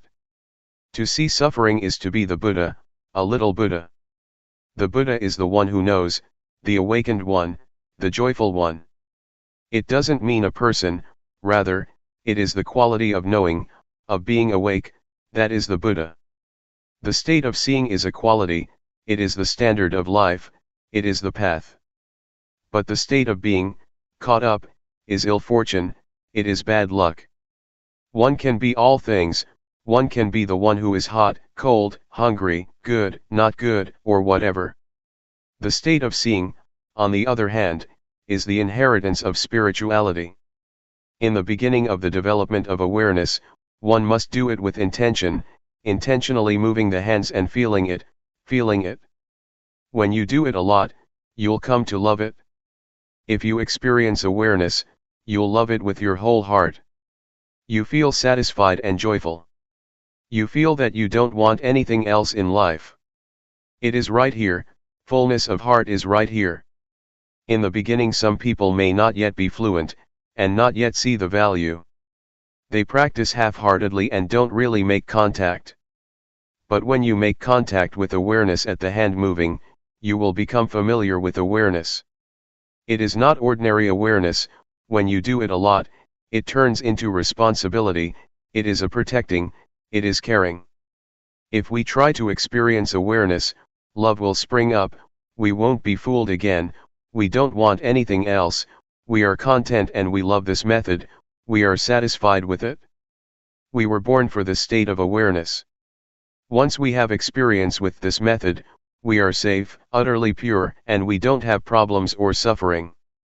We are diligent to experience awareness, and a whole heap of stuff comes to an end. I'm talking about things that are possible. Everybody can try it out, to build up and experience awareness, and you will come to know the facts for yourself. May you all participate in studying this matter, because I really can't do your practice. Awareness is not something to flatter or extol people with, as some public speakers do concerning merit. I have been speaking on the Dhamma, I haven't spoken about anything else. Dhamma is nature, ordinariness. The things that I have spoken about are things that exist in all of you. I didn't talk about things outside of you. Our duty is to put forth effort and try to develop awareness, being aware of raising the hand. Be aware of the body. As for the mind, don't go and look for it, but when it thinks, then watch and know it. Don't make it into your focus point, just watch thoughts when they arise. At first, try to be aware of the body. Walk and sit. When the mind comes up with a thought, know and don't be caught up in it, see thought. Then, return to awareness of the body. This is the method that I'm teaching you. I speak so you may hear. You are the ones who are listening, reading. Having listened, put it into practice. If this is the way it is, then there is hope for Buddhism. Well, I guess this is enough. I don't talk so much in order for you to remember, I talk in order for you to see clearly. I talk in order for you to go ahead and do it. Answers to some questions and some experiences in training in awareness. Question, talking about not clinging, when somebody who is used to saying whatever he or she likes, gets angry and abuses someone, they let go and feel all right. It seems as if such a person doesn't feel troubled about it. But in fact there is a kind of clinging, isn't there? Luangpor Teean, in such a case, one is completely overwhelmed by defilements, that is not letting go. Rather, the defilements are satisfied, having eaten to their heart's content. Question, but they don't have any suffering, it doesn't make them feel uncomfortable. Luangpor, defilements get to a point where they are full. Swearing at someone makes one feel good, right? Question, sometimes we do things that are not so good, like being angry and reacting in a heavy way, but if we don't think about it we feel all right. Others, who are good people with ideals usually think about their actions. Is that good or bad? Thinking about one's actions is more suffering than not thinking about them. Luangpor, it is good because one looks after one's virtue. There is still suffering, but one recognizes the difference between one's own and another's goodness and badness. One knows what the results of different actions are, because one reflects on them, stepping into other people's shoes. Then, one should learn to let go and take the experience as a lesson, the good ones as well as the bad ones. Question, I've heard a monk say that a practitioner is like someone who learns to drive a car, at first it's awkward and quite difficult. Luangpor, it's like that. Learning to ride a bicycle is the same, at first it's hard to keep in balance, sometimes you want to make a right turn but instead you make a left. Or you see an obstacle in front of you and you try to avoid it, but you run right into it. It takes a lot of sweating and quite some time, before you find your balance. But what's it like when you've trained yourself? Easy, everything is automatic, no matter where you go you're fluent and skilled. Question, it's really hard to train like that? Isn't it better to not train at all? Luangpor, well, then you can't ride. If we don't train our minds, we will be servants of circumstances and desires. This will make one go up and down throughout one's life. Question: what was your experience like when you first set out to practice? Did you have obstacles or was it easy? Luangpor, oh, it was really awkward and difficult. At first, I felt very uncomfortable and fed up. Why do I have to sit here and practice like this? The mind was raising objections like this all the time.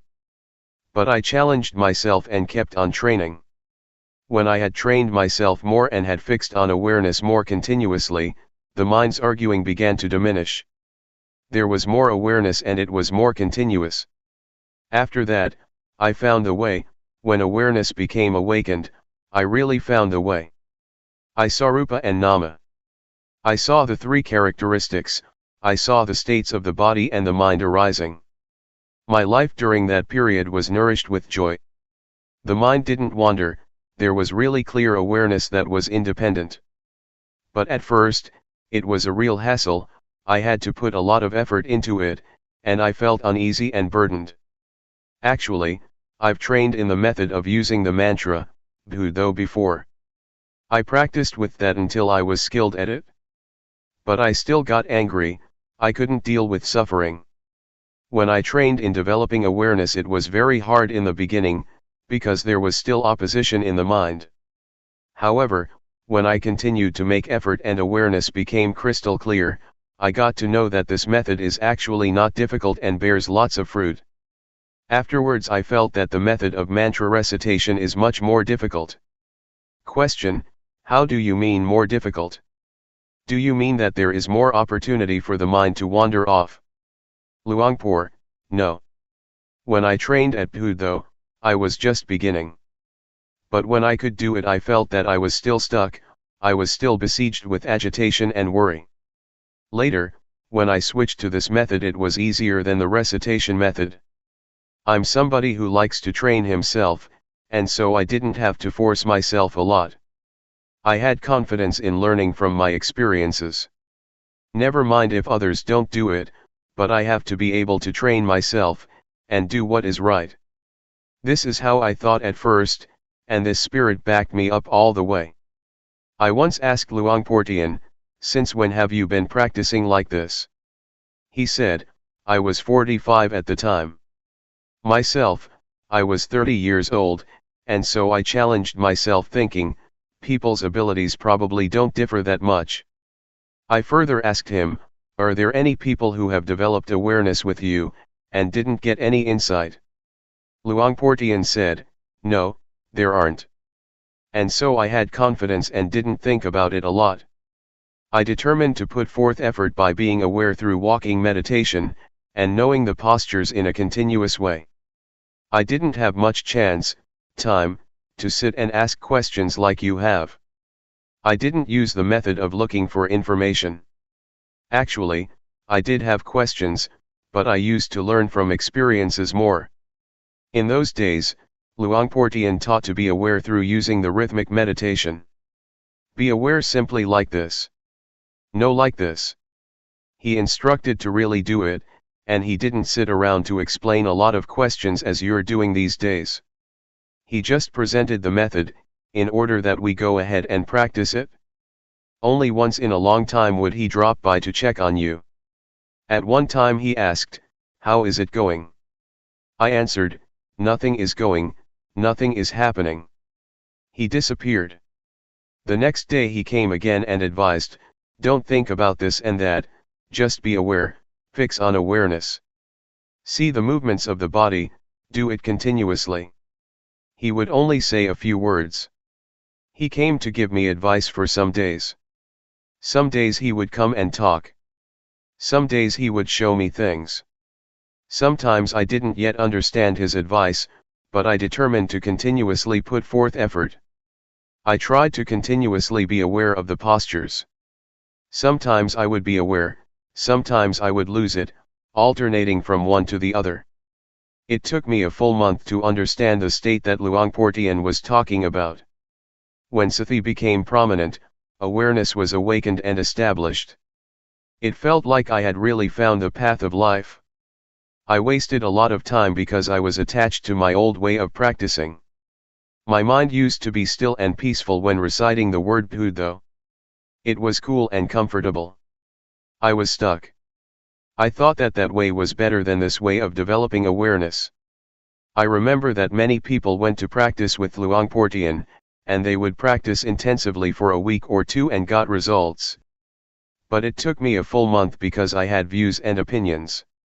Question: I once trained myself doing walking meditation and rhythmic meditation, but after a while I returned to watching the breath at the same time, because I have trained in anapanasati, awareness of breathing before. Luangpor, sometimes it happens like that. It's ordinary because one has a familiarity from the past. Question: right. As soon as I try to not watch the breath, and concentrate on the hands at every movement, I get a headache. Luangpor, that's no good. Question: is it possible to use the same principles, of developing awareness that Luangpor Teean teaches, with watching the breath? Luangpor, I tried that out and applied it, when I first set out to develop awareness. Having done anapanasati, awareness was not clear, not the same as establishing awareness this way. Awareness of movements of the body in the various postures is very clear. And it is easier to focus on. Sati stands out. One really becomes awake. After the mind has been established and awakened, one is able to acknowledge with continuous awareness both the refined movements of the breath, the movements of the body, in both the coarse and the refined postures, as well as being able to use a mantra in practicing. There is no problem at all. No matter how subtle the breath may be, one sees the movements clearly because one's mind is awakened and is well cultivated, having learned how to focus on and establish awareness. In 1975, I followed Luangpor Teean to Wat Chonla Pertan, near Bangkok. The abbot, Jaukun Panyananda, entrusted us with the training of all the young monks in meditation. That year Venerable Khemananda, now a lay teacher, spent the rains retreat there too. He also taught meditation, so we divided the task up between us. Venerable Khemananda taught anapanasati, as is taught by his teacher Ajahn Buddhadasa. Luangpor Teean and myself taught the development of awareness using the rhythmic and walking meditation. At that time Venerable Khemananda didn't yet understand Luangpor Teean. After the first month of the rains, 3 newly ordained monks asked to change and come and train to develop awareness with Luangpor Teean. They sneaked away from Venerable Khemananda. Luangpor Teean instructed them. Those 3 monks were very determined. They managed to focus on awareness and make it stand out. This gave rise to joy and confidence, and they invited their friends to give it a try too. Venerable Khemananda got to know about this. He was surprised that the young monks were so serious about developing awareness, and so he came to check it out and ask some questions. In the end, Venerable Khemananda tried Luangpor Teean's method to develop awareness, and was satisfied with the changes that took place in his mind. Since 1975, Venerable Khemananda has been an important teacher, helping to train and teach the cultivation of awareness according to the teachings of Luangpor Teean. He has also helped to spread the teachings, and come to an understanding with scientists and young people, at all sorts of teaching institutions about cultivating one's own mind. As a result, government officials and young students have come to try developing awareness more and more. Question: how can we solve the problem of wanting to follow the breath and watching movements at the same time? I find that this is really hard to do. Luangpor: well, one has to be diligent in aiming for awareness.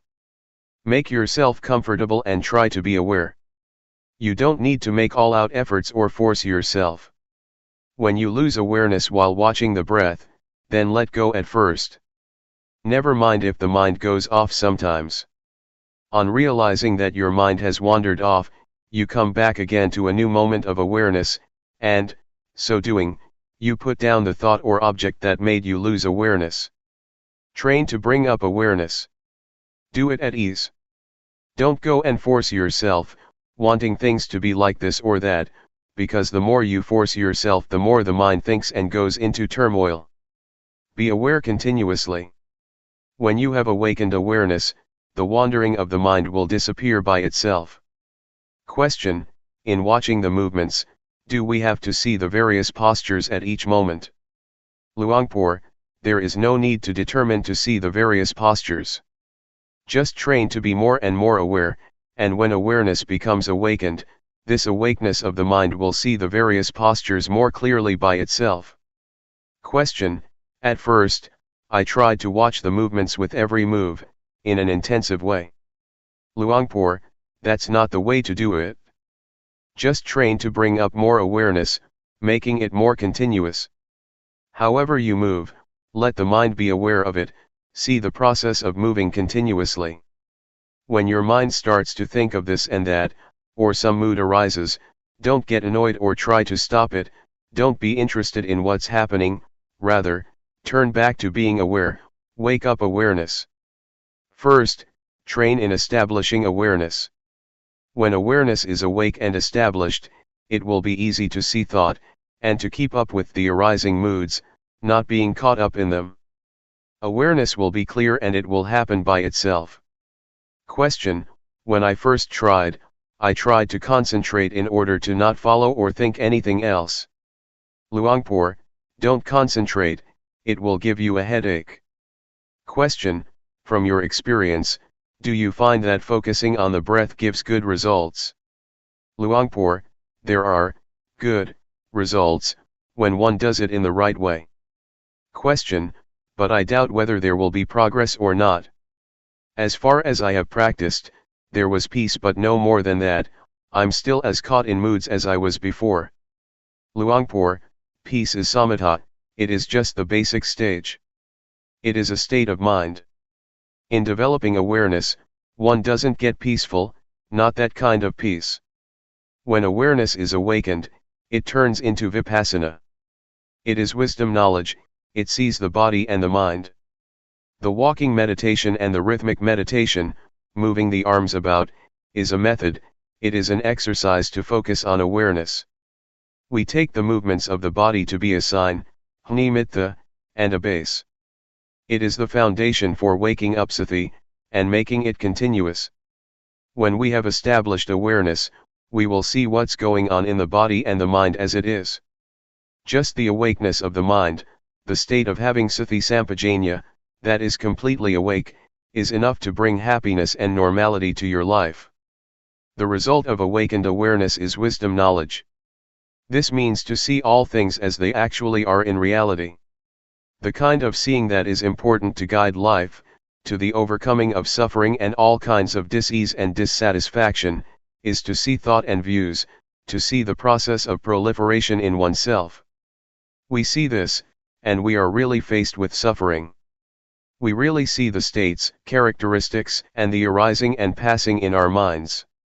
It is a seeing through sati sampajanya, that is established and awakened. No matter what state or condition we see, we can abandon it. We abandon things in stages, for example various views and opinions. We really see these things. Question: does this mean that training in anapanasati cannot lead to insight? Luangpor: it can. If we don't wallow in watching the breath until we become peaceful. Train in watching the breath with sati, being aware of it. Whether you're watching the long or the short breath, watch with awareness. Awaken awareness and remember that you focus on the breath in order to arouse sati, and train the mind to have recollection, and awareness that is more awake, not to let yourself follow and be caught up in the passing thoughts and moods. We develop awareness in order to live our lives with awareness. We depend on awareness and awakeness to work with the mind. To see thought, to see one's various views and opinions. We see it so that we can diminish them, abandon them, let go of thoughts, and put down various moods that we used to be deluded by.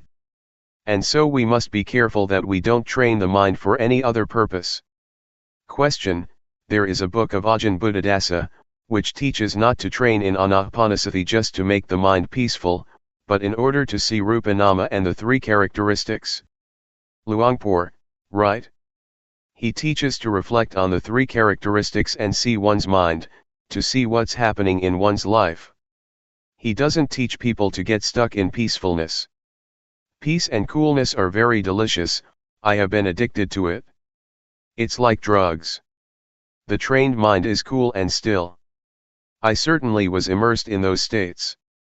When I went to work on the fields, I wanted it to be evening quickly, so I could go back home and practice meditation in my room. I would make the mind peaceful. I was really attached to it.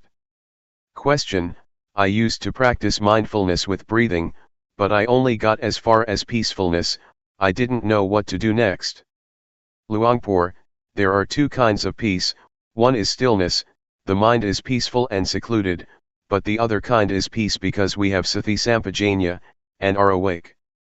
Moods and thoughts cannot enter and become powerful in our minds. Life is free from complexity and turmoil, this is peace due to our ability to establish awareness.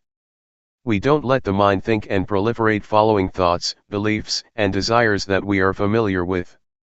We know how to allay ourselves from delusions, attachments, and conceits. This latter kind of peace is therefore the kind of peace that can be used. It should be developed, one should train to have and be it. One should practice to keep up with one's mind more. In your case, you have practiced anapanasati before, so just continue with it, but be careful. Don't immerse yourself in concentrating until you get stuck on peace and calm. Try to practice with awareness and awakeness. See the movements of the breath more and more clearly together with the mind waking up more and more. The breath is one thing, that which sees the breath is another thing, something that stands out. When intuitive awareness, sati sampajanya, is awakened, the seeing or knowing of thoughts in time with their arising, will happen by itself. Question: what I did before was to follow the breath. Sometimes the mind would think of other matters, and as soon as I realized that I lost it, I would come back to the breath. Sometimes peace would arise after a while. Luangpor: all right. Next time, as soon as you realize that you're getting peaceful, change your posture. Try to wake yourself up and watch the breath again. Or you change to focusing on a more coarse posture such as walking. You have to try to arouse awareness, don't just let it stop with the arising peacefulness. Question: sometimes when there is peace, the mind dives down and it is hard to pull it away, awareness is all gone. Luangpor: yes, that is an obstacle. You should change the posture, get up and do this, do that. Rub your face, rub your body. Make sure that you wake up and bring back awareness. Question: as we're practicing, a lot of thoughts that we don't intend to think tend to come up, and the mind jumps around like a monkey. When we have practiced with awareness, does that kind of thinking stop altogether? Luangpor: if awareness really sees it, it will stop. When one is aware and awake, it will really stop. But when starting off to train, we have to have a sign to exercise with. What is recommended are the movements of the body. They are the base for establishing awareness. When we first start off, we shouldn't immediately concentrate on or watch our own thoughts and moods. That is being too hasty. When we have a sign to help us focus on awareness, such as the breath, the postures or movements, we have a way to exercise. We can see the states, conditions, and movements of the breath and of the body. Determine to be aware continuously. As soon as your mind thinks of something, know abreast of it. When you're careless and thought arises, as soon as you realize it, those thoughts will stop, they won't go on. We still do our main duty, that is to say, we continue being aware. Train yourself like this when you begin to practice. Establish awareness and make yourself able to awaken it. Question: but a lot of times we are still restless, which means that there is often a lack of awareness. The mind likes to think about the same old things, the thoughts that we've stopped many times. Luangpor: that's ordinary, we're still absorbed with those matters. We've been immersed in those things for a long time. We didn't use awareness and wisdom to reflect on the various problems, and so that's the way it is. Never mind. It's natural for the mind to wander. Realize it and come back. Come back to being aware again. No matter how many times you lose it, it doesn't matter. When we're more skilled and we can arouse awareness to be more awake and more clear, the jumping around of the mind will vanish by itself. So determine to train yourself. Question: but Luangpor, just to know abreast of thought is not enough? It won't be long and one forgets oneself, and new thoughts will arise, more proliferation. It goes on incessantly, going round and round in circles. Luangpor, when we're determined to put forth effort and train to focus on awareness, we will know abreast of objects and thoughts more often. We clarify awareness, we know when we lose awareness. This knowing will mature into a sense of being awake that stands out. It is not like the sleepy kind of awareness that we used to have, sometimes knowing, sometimes not knowing. Our lives are carried away by mental objects, but we begin to realize it, we cultivate awareness and we become more awake. We can part with the whirlpool of thoughts and desires. We gradually get more skilled at doing that. In the end, our recollection and awareness will be awakened and established. That is the foundation of awareness, Satipatthana. One sees the body, the mind, and the movements of various things as they really are. The seeing develops until it becomes the great foundation of awareness. That's what happens finally. But before we mature up to that point, we first have to face obstacles, and train to understand and go past them. Question: when we know abreast of the various thoughts, they stop by themselves, is that right? Luangpor: right. The stream of confusing and chaotic thoughts will stop because of this very awareness. Question: it has been said that by just knowing, defilements shrink up, that is to say, if we are aware, defilements will stop. I don't understand how this works. Luangpor: Sati has power, its function is to know thoughts and all kinds of desires. It is like a boxer, every time that there is realization, it conquers. Originally, we let the mind go where it wants, however it thinks, whatever it wants to possess and be, we follow all these things with our thoughts. It is a habit and not a clever one. To realize that we are really caught up in thinking and dreaming, only being interested in our own minds, comes to a point in our lives where we have a nasty problem, suffering arises and we feel heavily burdened and tense. Then, we go and train ourselves, we develop awareness. We turn away from the world of thought that we were so familiar with and absorbed in. We train until we are skilled in awareness and we are awake. The world of thought that used to be so real and serious, starts to dissolve. Feelings of anger, dissatisfaction, jealousy, feeling fed up or whatever feelings that used to be powerful, begin to disintegrate at the moment that we know how to establish awareness. This is because we turn our minds away from the way we used to use it, for unwise thinking according to our wants. Question: if the fruits of training the mind in Buddhism are as high as that, then why do many meditation centers still teach concentration, in order to become peaceful and pacify defilements by holding them down, which is a way of practice that is very well known? Luangpor: it is taught because peace, and knowing how to suppress one's defilements and craving, not disturbing others, is a good thing. But we should realize that it is not enough, because it cannot solve the problem of suffering. Defilements and cravings still exist, still arise. The mind is still hot. We can suppress them, but when they have too much strength, lots of problems will ensue. To sum up, the kind of samadhi where one sits still and in peace, is a good thing, but it is not enough, if we wish to truly bring about a change in our lives. Question: do the words following thought, with knowing, and knowing thought, mean the same thing or not? Luangpor: there is a difference. Following thought means to watch it by going after it. The mind thinks of something, and proliferates into likes and dislikes and so on, and we follow those thoughts, we know the picture. Question: you mean one follows thought and gets stuck, and caught up in it? Luangpor: that's right. We think about some matter and we follow those stories. What fun that is!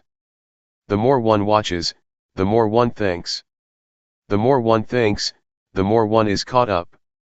One watches and watches, but one is under the power of those thoughts. Or one watches and sees, but is not able to bring those thoughts to a halt.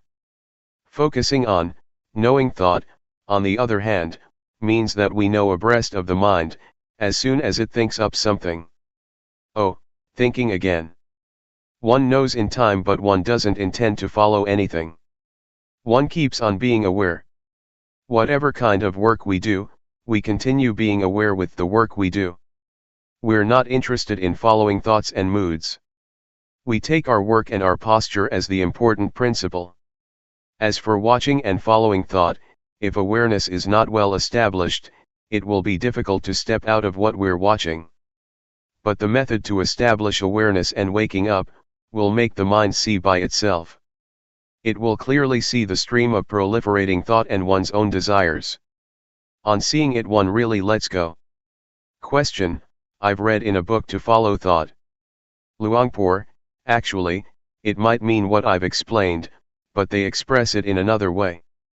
Question: I still don't understand how we can watch our own thoughts, because as soon as we watch thought, it stops. Luangpor: it's like this. I once taught an old monk. He was determined to practice, and said he would stick with me indefinitely. A few days later, after the meal, he brought his bowl and shoulder bag out, and took leave of me. I asked him, "Where are you going?" He said, "I'm going back home." I said, "What is it that has led you to come and say goodbye to me?" He answered, "Thought. Thoughts are saying that I should go home." I then said to him, "A few days ago you asked to stay with me indefinitely, and today you want to go back already. Do you see it, how thought deceives? Is it true or not? One moment it makes you come, and the next it makes you go. Are you going to follow everything thought tells you?" The old monk put his things down, and after a while he said, "It's true, I really follow what thought says." As soon as he regained his awareness, he went back to his hut and continued to practice. Do you see what I mean? This is the result of following one's thoughts. One completely loses one's direction. Question: when the old monk came, he, also, followed his thoughts, that is, he came because of desire, is that so? Luangpor: yes, he came out of desire, but having come, I instructed him to be aware and keep up with thought. Sometimes desire is a good thing, sometimes it is bad, it can be both, so know it in time. Know in time your desires to come and go. Don't be careless and get fooled easily. Train in awareness. Otherwise you will lose your way, going with your thoughts. Don't be carried away by them. Question: what do the four great foundations of awareness consist of? Luangpor: the word great, maha, means so much, that it is more than you can use. A millionaire wouldn't use it up in his or her entire life. It is an enormous amount. According to the scriptures there are four foundations of awareness, namely, the foundation of the body, of feelings, of mind states, and of mental objects. But when we talk in terms of practice, we can summarize these, as training to establish and awaken sati sampajanya, to see the body and the mind as they really are. The body is rupa, see the movements of it. Be fully aware, awake, and ready. No matter what state or condition the body is in, our minds see and realize it clearly. As for feelings, mind states, and mental objects, it all boils down to thought. See these things at their source, at their cause, namely at the mind, at the movements of thought. And so the genuine principles of practice urge us to start off with the body. We take the body to be assigned to train in awareness. We take the postures and work as our base for training in awareness. This is the beginning of the training. This is called working with the body. The main objectives are to be experienced in living and being with intuitive awareness, to know how to establish awareness in daily life, and to wake up to reality. We used to drift along and be fooled by all kinds of thoughts and desires, and now we change and turn into one who is aware and awake on a regular basis. Whatever kind of work you do, know how to use awareness and focus with awareness. At first we must put forth quite a bit of effort, because we go against the stream of thought and old habits to indulge.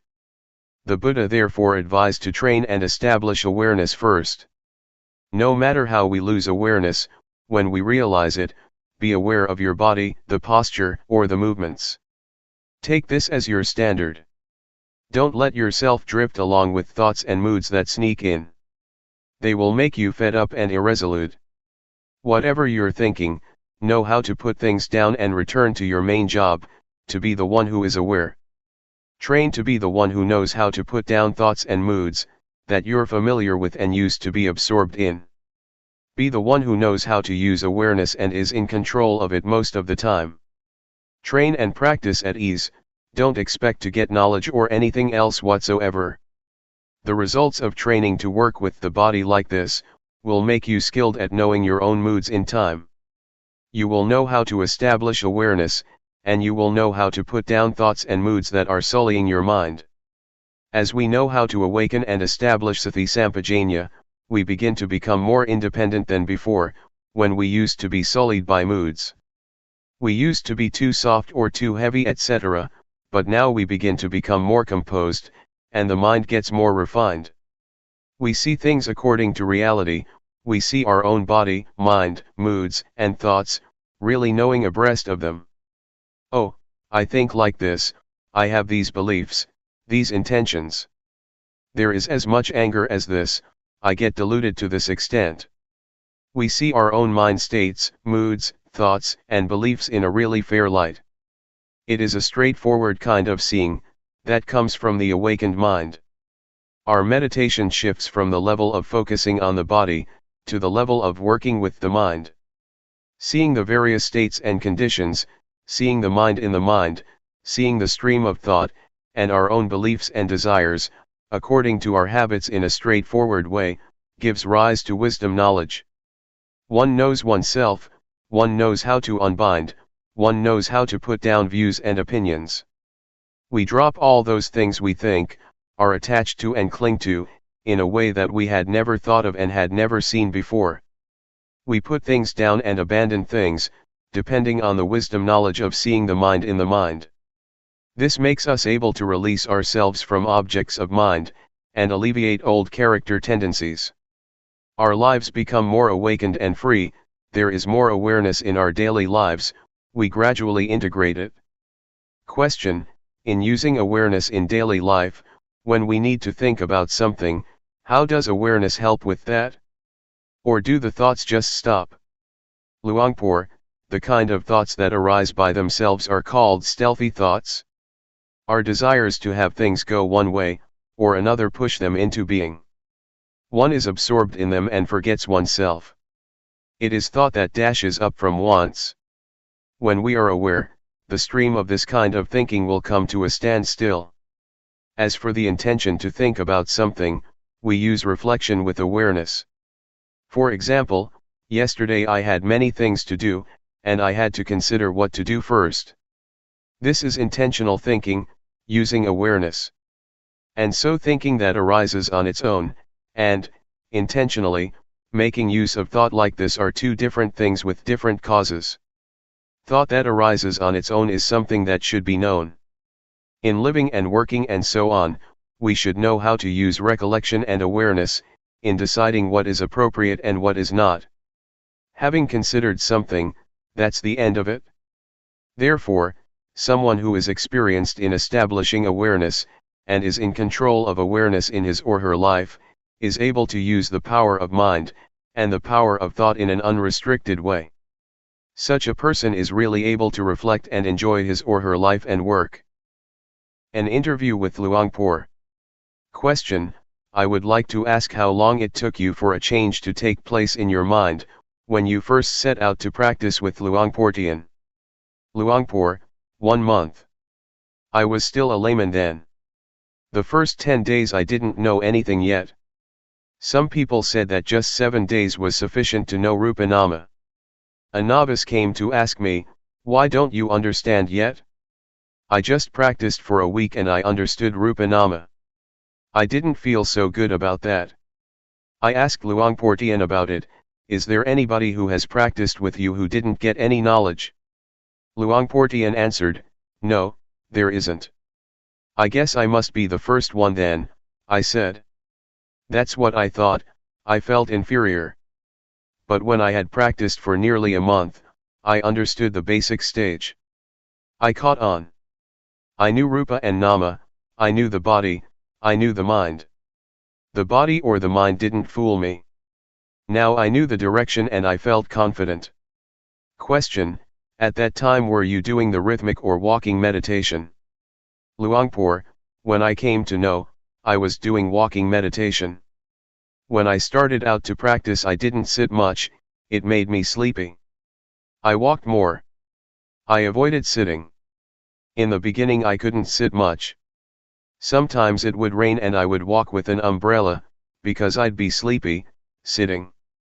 Question: how long after that did the second change take place?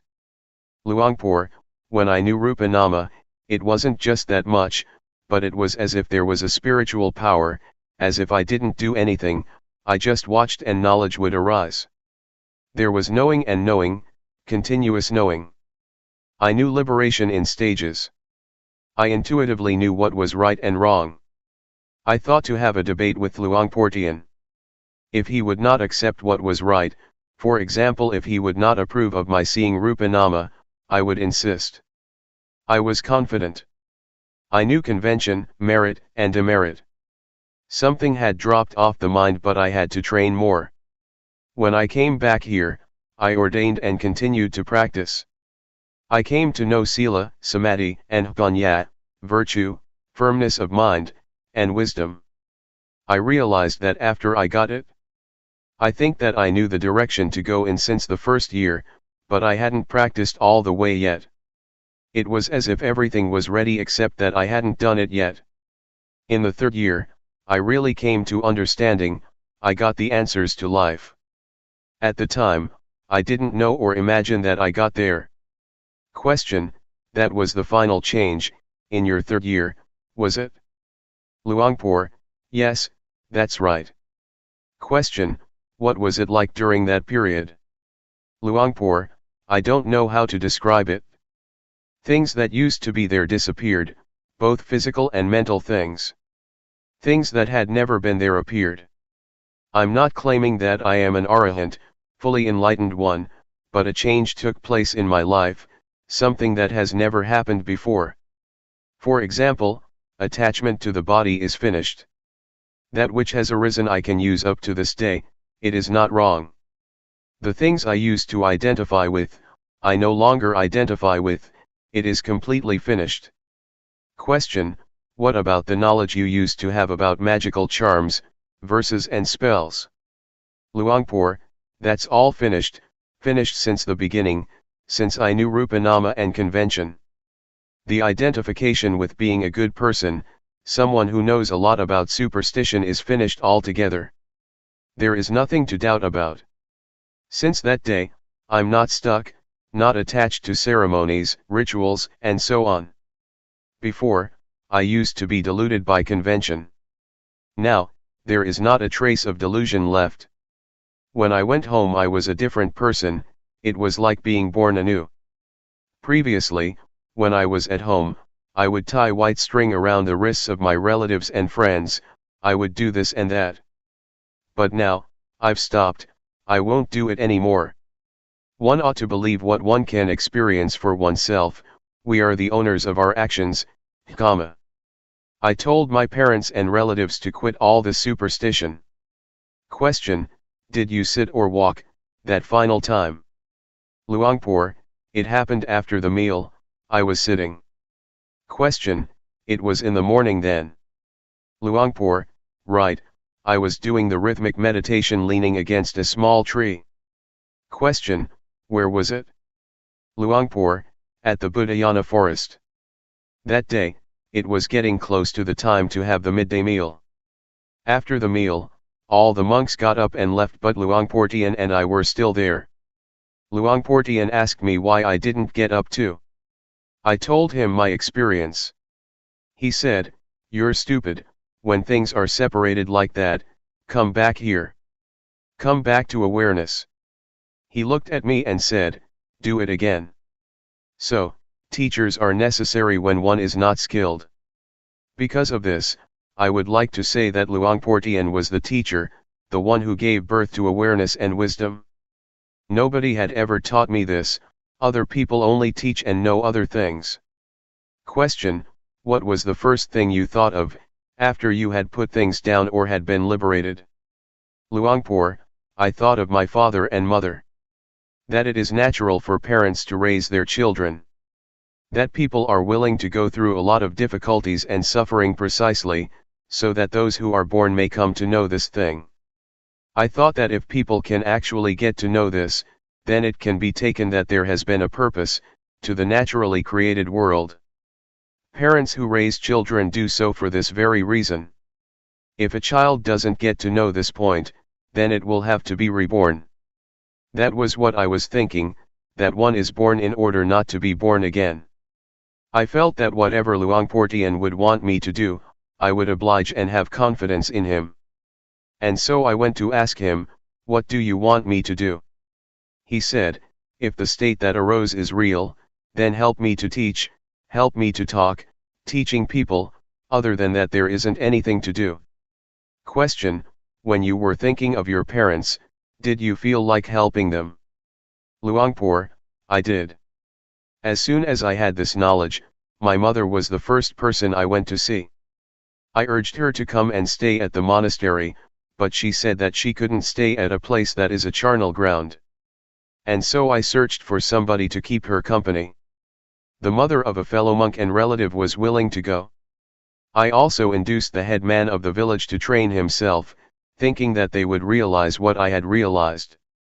But when I taught them, they didn't get results. At first I wanted all people to be under my guidance, I wanted to teach everybody because everybody has the same potential.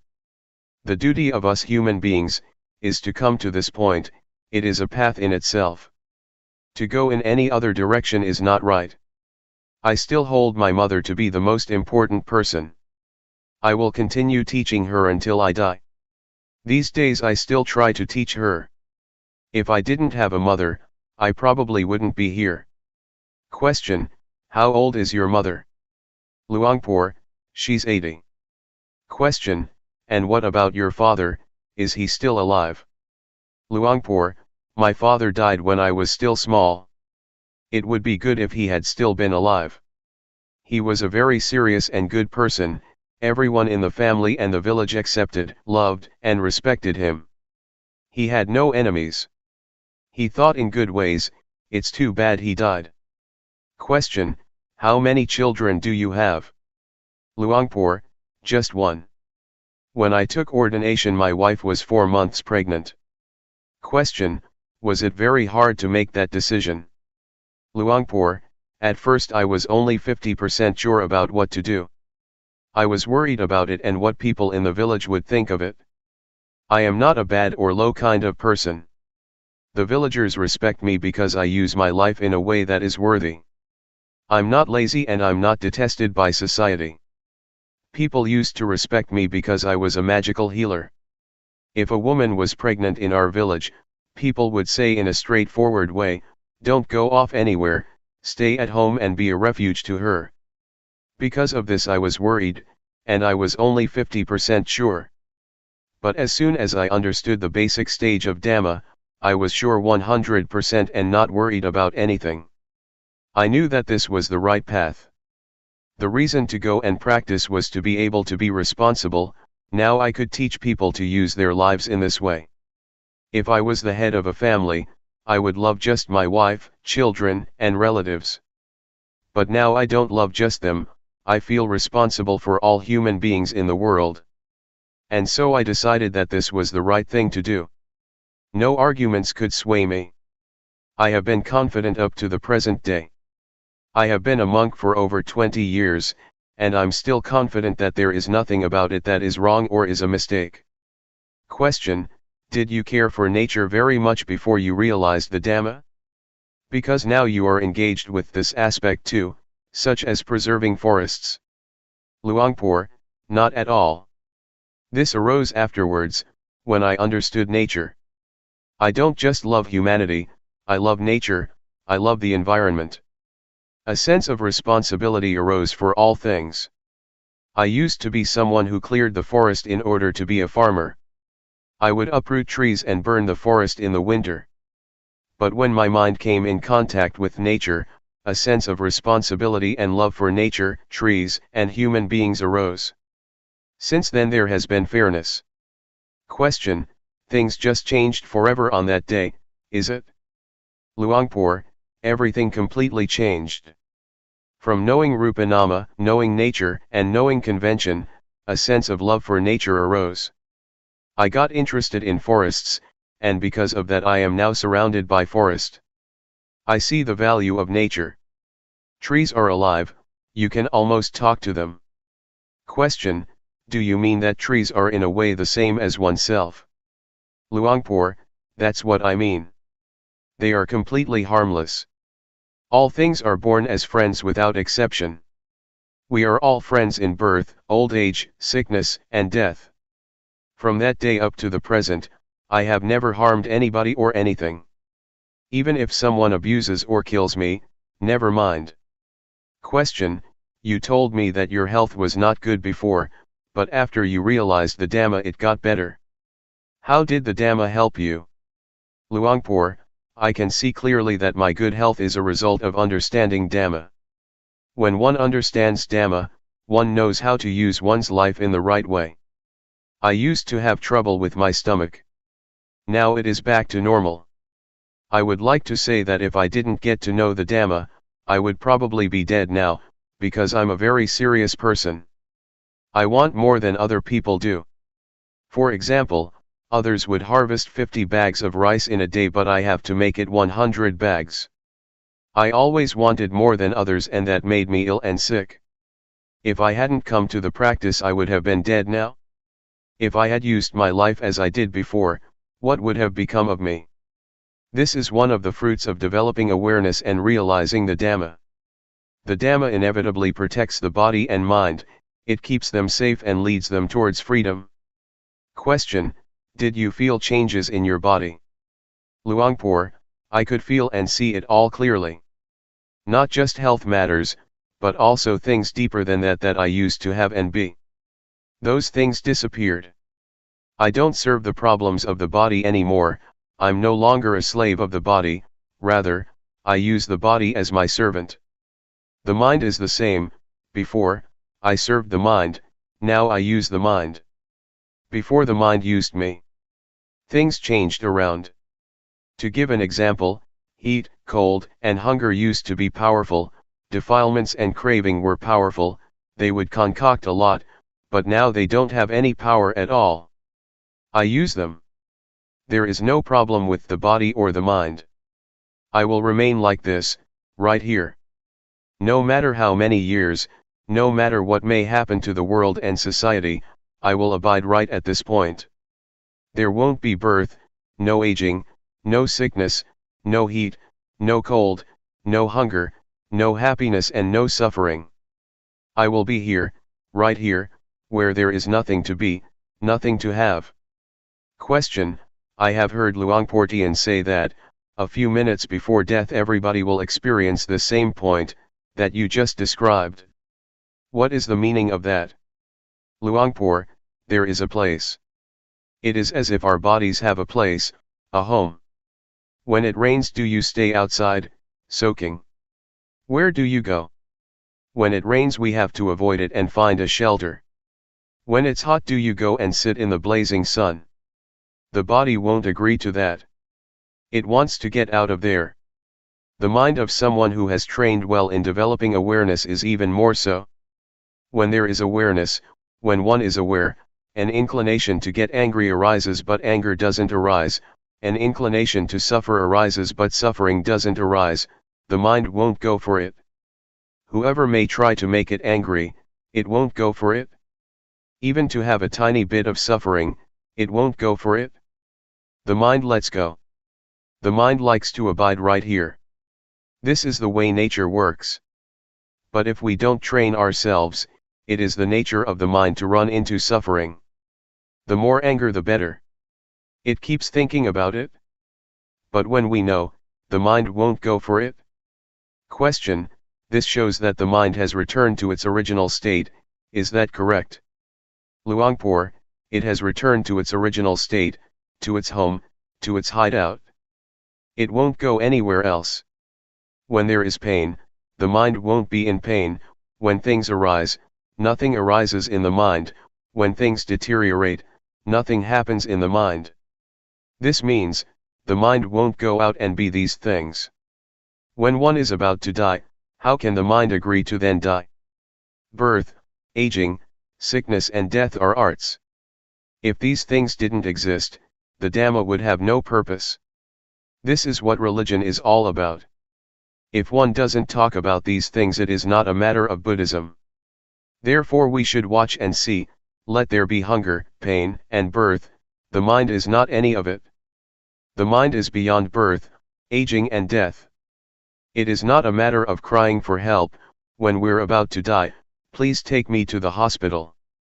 Rather look upon death as an art, an opportunity in life. We don't surrender to suffering, we look beyond, overlook, suffering.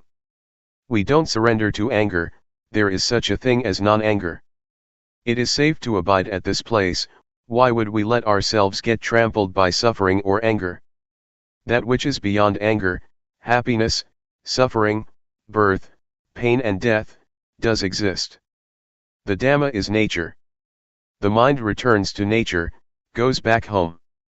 It is like being at home, we feel at ease, we are with those we know. And so, with the Dhamma we are perfect. There is nothing unfortunate, there is no inability to deal with things, such as anger, pain, and suffering. One is not a servant, one is free, one is safe. This is the way the Dhamma is. To go and practice at the monastery after anger has already arisen, is not the right way to do it. Whenever it arises, cut it. And look at it. Look further. Don't give in to it. Look beyond the anger. Do it like this. You must build up awareness. If we don't cultivate awareness, we won't have it. Question: I know that you are by nature very refined in everything. Is that your original character or did it come about after your experience? Luangpor: for as long as I can remember, I have never blamed myself for anything, or had thoughts that made me remorseful. This is an old habit of mine. I have never created trouble for myself or others to the point of regret. I still had suffering, but not to the extent that I had problems with other people. When I came to understand things, I was able to smile. So I am sure that I've lived my life in the right way, or it might also be that my character has helped me too. I think that one has to create one's own environment, just to rely on effort and diligence is not enough. One should create coolness of mind, the ability not to suffer easily. While practicing, feel that it doesn't matter whether or not you know it all yet. Let the mind be contented. This is also an important point. Just to be diligent in the walking and rhythmic meditation alone, doesn't work. There are certain good things about me, my mind has always been cool. I've never argued with anybody, I am not impulsive. And so I can manage. Actually, I used to have problems with myself, but never mind. Because of suffering I put up a struggle, it was a lesson in unrelenting endurance to fight with suffering and hardship. My father died when I was a kid, and I had to overcome obstacles and take on responsibilities. I struggled and economized, I restrained myself and kept cool. This is my background. It would be good if you had some of these qualities too. Don't be impulsive, don't be in a hurry, don't be flurried. First think, never mind. Make this your base. Whether you gain or lose, whether it's right or wrong, never mind. You still have a chance to deal with things, namely by living in the right way. Living in the right way doesn't mean to go and live in a monastery, You can live anywhere. Stay relaxed and equanimous, then there is no suffering. This is the kind of person who is fit to realize the Dhamma. If the mind goes up and down and is not refined or gentle, it is not qualified. This is another aspect of practicing Dhamma. Question: does this original state of the mind already exist in all beings? Luangpor: it is the nature of everyone. If you don't get to this point, it is not right, it is not finished, no matter what you may know or where you may be. This state is nature, it is a treasure that belongs to all of us. Right now, we are not one with nature.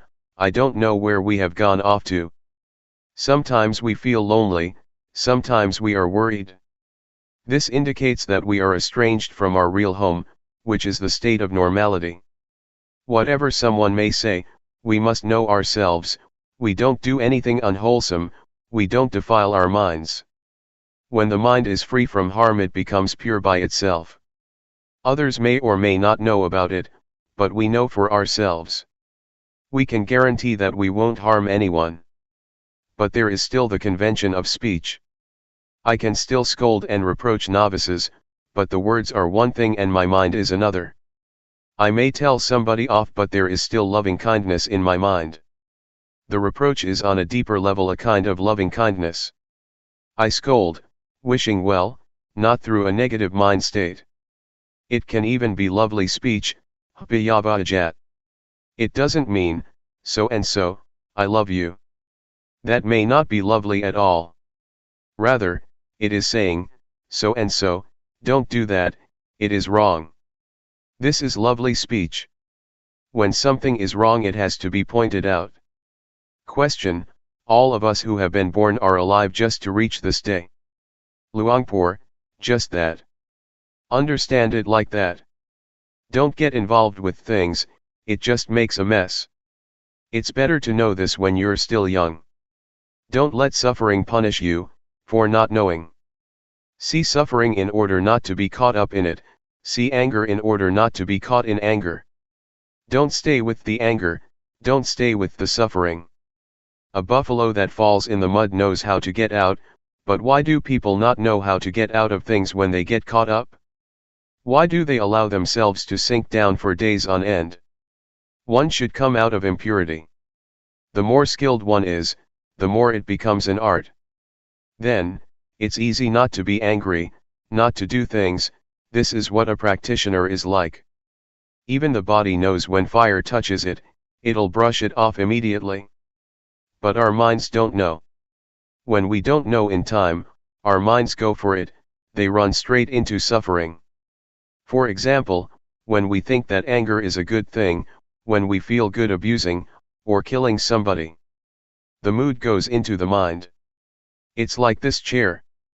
I'm sitting in it, and so nobody else can sit here. Question: in reality, we have been wandering around in order to come back to our starting point, our origin. It's just that we need different amounts of time, isn't it? Luangpor: yes, but those who don't know completely lose direction. They agree to be slaves to the whole thing. They let the defilements have tremendous power. In reality, defilements are nothing. There is no self in them. There is nothing powerful about them. When we know things as they are, the impurities line up to confess, no need to search for them. This makes us realize what convention is. We see that this is the suffering of Rupa, this is the suffering of Nama, this is the disease of Rupa and of Nama, the convention of Rupa and Nama. We are just the watcher, and they come and show themselves. When we have sharp eyes or wisdom knowledge, insight knowledge or awareness and wisdom, sathipanya, we will see. I don't talk from the scriptures, I talk from nature. I don't know what is written in the scriptures, but I would like to say it like this. When you feel uncomfortable, you don't have to suffer, not getting what one wants doesn't have to be suffering. You should view it like this. Whatever the body is like, there doesn't have to be suffering. Whatever feelings arise, there doesn't have to be suffering. This is because we change their direction, we take suffering as a lesson rather than a punishment.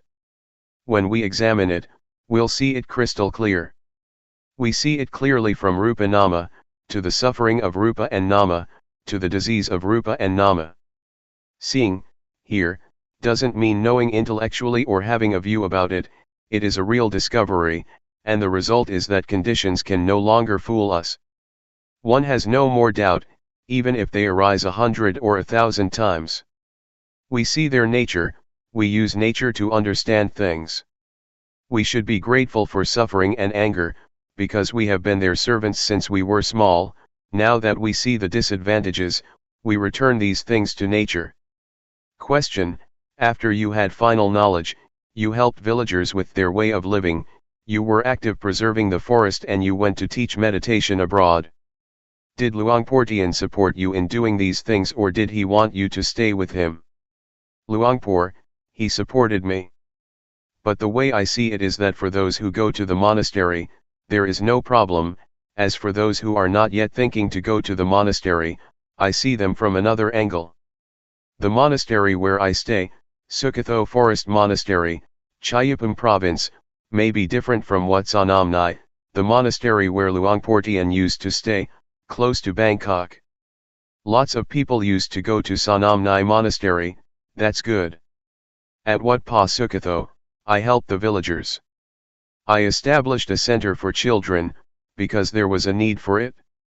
At first I didn't teach Dhamma because the people there didn't understand me. In order for them to understand me, I had to live with them and prove myself. I found something to do, I can't be idle. To just teach Dhamma wouldn't reach them, I had to teach in another way. I taught the villagers to plant trees and care for nature. Sometimes I would help little children and poor people. Some people say that I should go and stay in Bangkok. Why do I stay in a forest like this? I think that there is no problem in Bangkok, people are already going to the monasteries. But what about those people who have no intention to go? It is necessary for them to come into contact with the Dhamma. And so, I use my life in this way.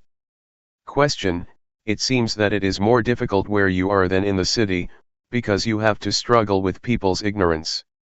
Luangpor: it's very difficult, I have to fight with people's views. That's a heavy job and the results are few. But now it's a little better. The people in the area come from different places and backgrounds.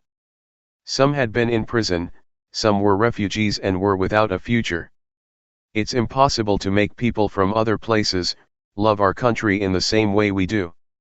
Sometimes people would chase and kill each other like buffaloes. In the past, the monastery was full of gamblers. The first year I was there, I would clean the meditation hall and collect a whole pile of whiskey bottles. One part of my life is about looking after and preserving nature. Nature has been destroyed so much already. We have to try to nurture and care for it. I have to teach the villagers and make them understand. They have to realize the importance of nature and the forests. Another part of my life is to teach the Dhamma, to teach meditation. Supplement the method to develop awareness as taught by Luangpor Teean Jidasubho. The rhythmic meditation. Sit upright, the hands resting on the knees and the eyes open. One may move the eyes as is natural. It is not necessary to fix them on one point or to look down. First movement. Slowly turn up the right hand, and feel the sensations that arise in the arm and the hands as you do so. When the movement is completed, be aware that you stop. Second movement. Raise the arm halfway the body, be aware of the feeling. Pause for about a second before moving on, and know the point where the arm comes to a halt. Relax. Third movement. Move the hand in a straight line to the abdomen, experiencing the movement with awareness, but don't concentrate, just acknowledge the feeling. Then stop. Fourth movement. Turn up the left hand. While moving the hand, you know that it is moving. When stopping, you know that you are stopping. Don't verbalize this in your mind. Fifth movement. Raise the left arm halfway up, contacting the sensation of it. Do not count the movements or recite any mantras or words internally, just feel it. It is very simple. 6th movement. Put the left hand on top of the right hand. Do you feel the movement? Also notice the hands touching each other, and the coming to a standstill of the move. 7th movement. Re-establish awareness as you're moving the right hand to the chest. Every movement and pause is an opportunity to renew your awareness. Touch the chest. 8th movement. Move the right hand out to the side and let it be there for a moment, knowing the movement as well as the stopping. Do the movements feeling at ease. 9th movement. Lower the right arm to the knee with the hand upright. Just be aware of one movement at the time, one moment at the time, from moment to moment to moment. 10th movement. Turn down the palm of the hand. Keep the eyes open all the time. Don't fix or focus on one particular part of the body, just know what's happening with it. 11th movement. If stray thoughts made you lose awareness, just come back to this movement of rubbing the left hand up to the chest, and of stopping there before moving on. 12th movement. Move the left hand over to the side, experiencing the beginning, middle, and end of the movement clearly. Fully aware, without the mind labeling or fabricating. 13th movement. If sensations arise in other parts of the body, such as breathing, the eyes blinking, etc., be aware of that also as you're lowering the arm to the knee. 14th movement. When you turn down the hand, you are again in the same position that you started from, and from there you continue with a new cycle, continuously. Developing awareness in daily life. In developing awareness, one should practice much and often. One can do it while sitting, lying down, and even while riding in a car or boat. For example, when we sit in a car or a bus, we can put our hand on the knee, and turn the hand up and down.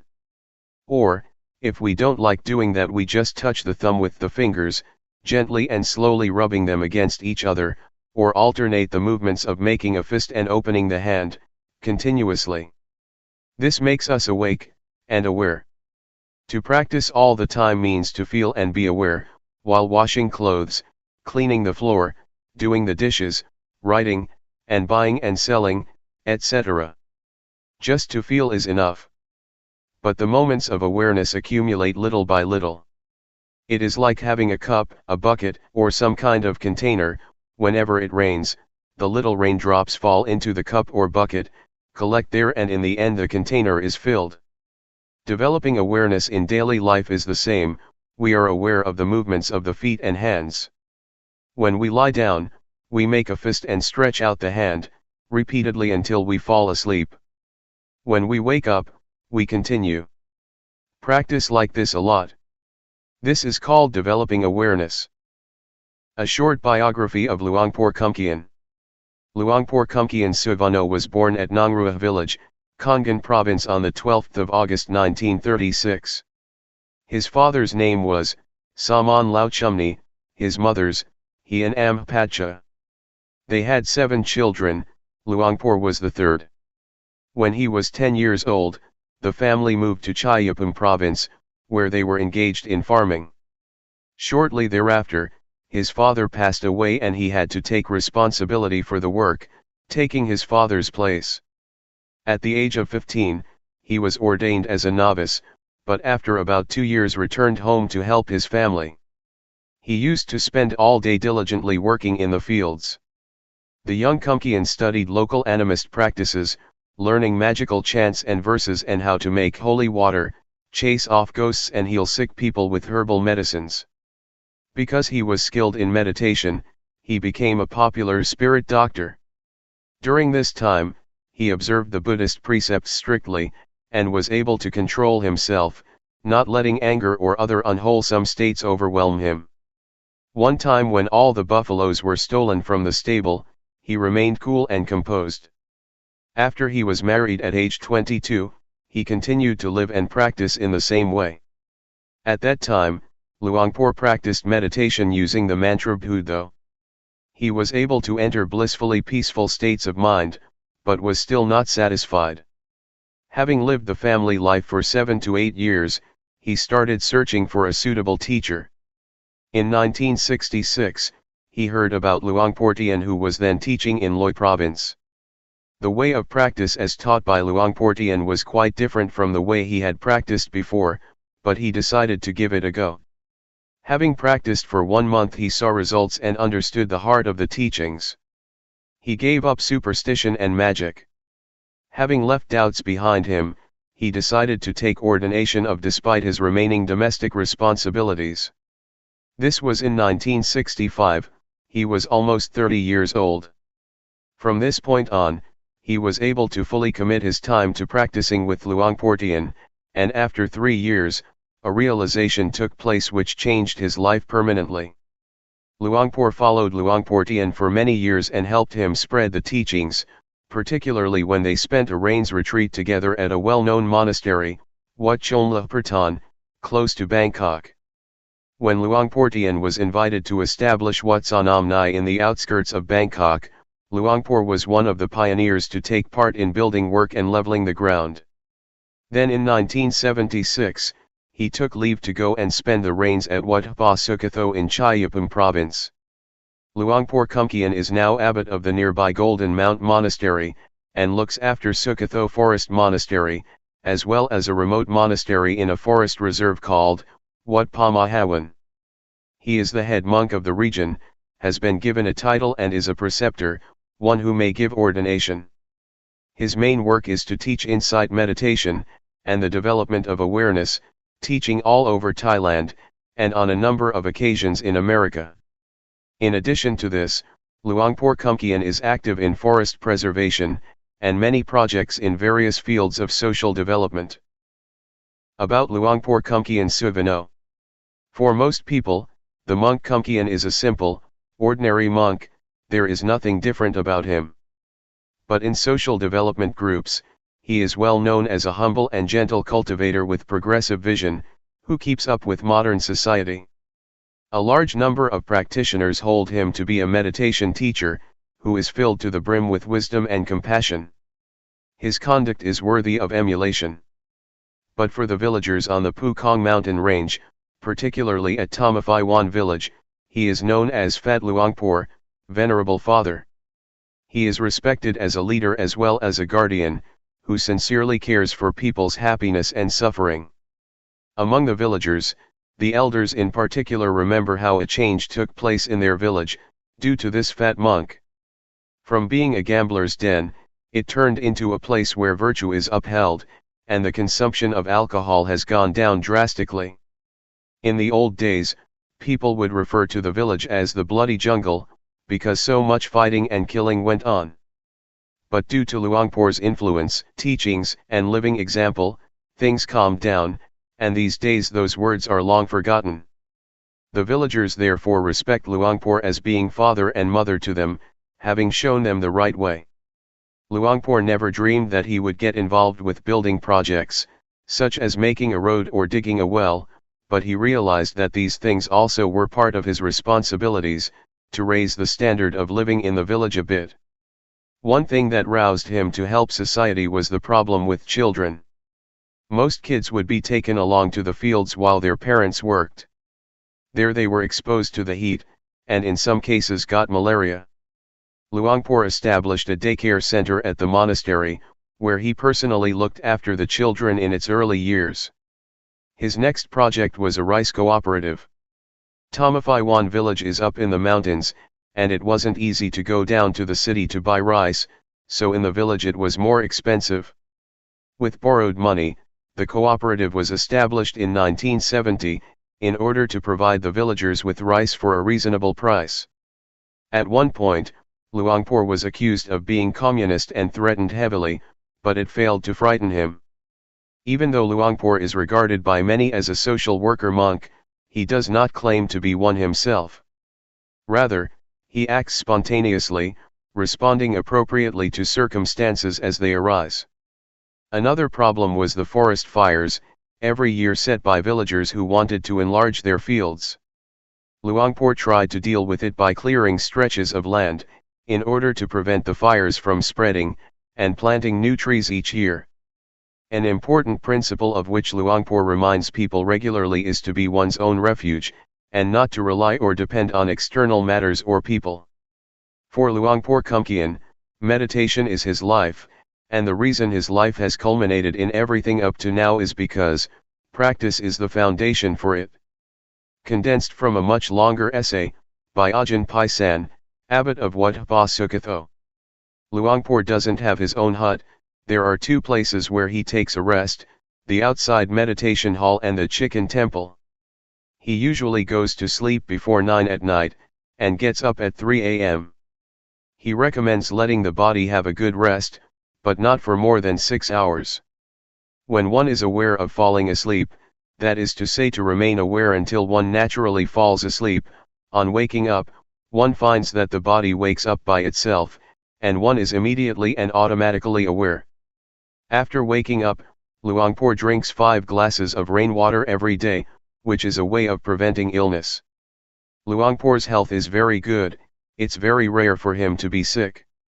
3:30 a.m. is the time to do morning chanting. Even though it's rather cold in the winter, people have to take off their hats out of respect, and one shouldn't speak during the chanting and the following Dhamma talk. Luangpor teaches about the method to develop awareness, techniques in dealing with obstacles, about the results of practice, his experiences, and so on. He sums it up thus: nature is the greatest of all the scriptures, it teaches us best, because we live with nature 24 hours a day. We can learn from simple things like eating, walking, lying down, sitting, cleaning up, or relating to other people. When we are aware, we'll see that all things have their own art. At 5, the morning meeting is finished, and the monks get ready to go on alms round in the nearby villages. Everybody else helps out sweeping the paths and cleaning up. During this time, Luangpor exercises by digging the earth, cutting grass, or watering the trees, especially in the dry season. He carries water when the sun is not yet up, to the various places it's needed. When there are many lay people staying in the monastery, Luangpor goes on alms round too, because he's afraid there may not be enough food brought back to feed everyone. The meal is around 7 o'clock. These days, some extra food is prepared in the monastery kitchen every day, because of the increase in people coming to practice. Luangpor eats together with the other monks in the meditation hall. He eats rather slowly, taking his time to chew and swallow. Luangpor encourages the practitioners to be aware while eating, holding the spoon, raising it to the mouth, opening the mouth, chewing and swallowing. The kind of food that Luangpor likes best is peppers and chilies. After the meal, Luangpor usually goes to check on monastery work projects that are going on, solving any problems that may occur immediately. If there are no projects underway, he'll do something on his own, such as woodwork or building maintenance. As for the meditators, they go and develop awareness. If people volunteer to help with the work, that's fine, but it is not expected. Luangpor usually eats only once a day, but if there is not a whole lot of food in the early morning, he will occasionally have a late morning meal as well. At midday, the weather begins to heat up, and for most practitioners it is hard to maintain awareness clearly. One has to be clever in finding ways to deal with sleepiness and drowsiness. What can help is to change the posture and do some little job, such as cleaning the toilet, carrying water, or whatever. Sometimes Luangpor will take a nap, but not as long as an hour. Luangpor tells us, the mind that has been well trained is extremely fit, and able to be engaged in activity and work while maintaining awareness. 6 o'clock is the time to do the evening chanting, and so everybody takes a bath before that. It sometimes happens that there is some complication with the day's work, or it is not yet finished.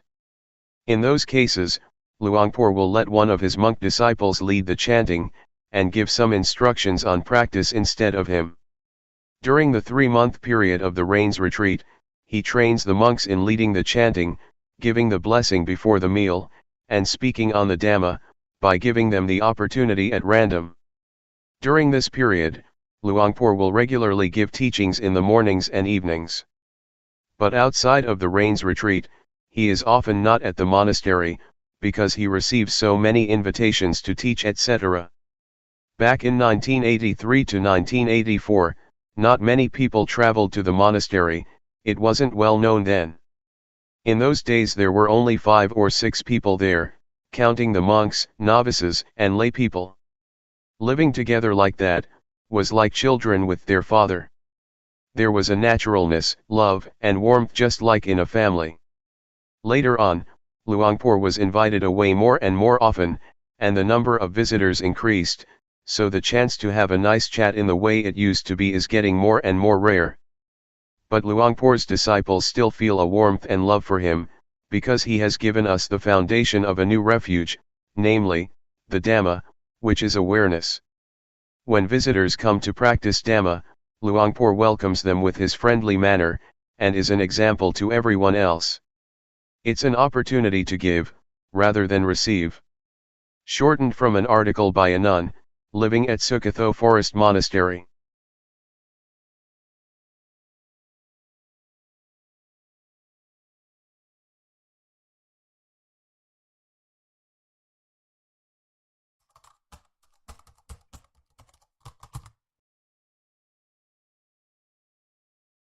May all beings be at ease, whatever living beings there may be, whether they are weak or strong, omitting none, the great or the mighty, medium, short or small, the seen and the unseen, those living near and far away, those born and to be born. May all beings be at ease.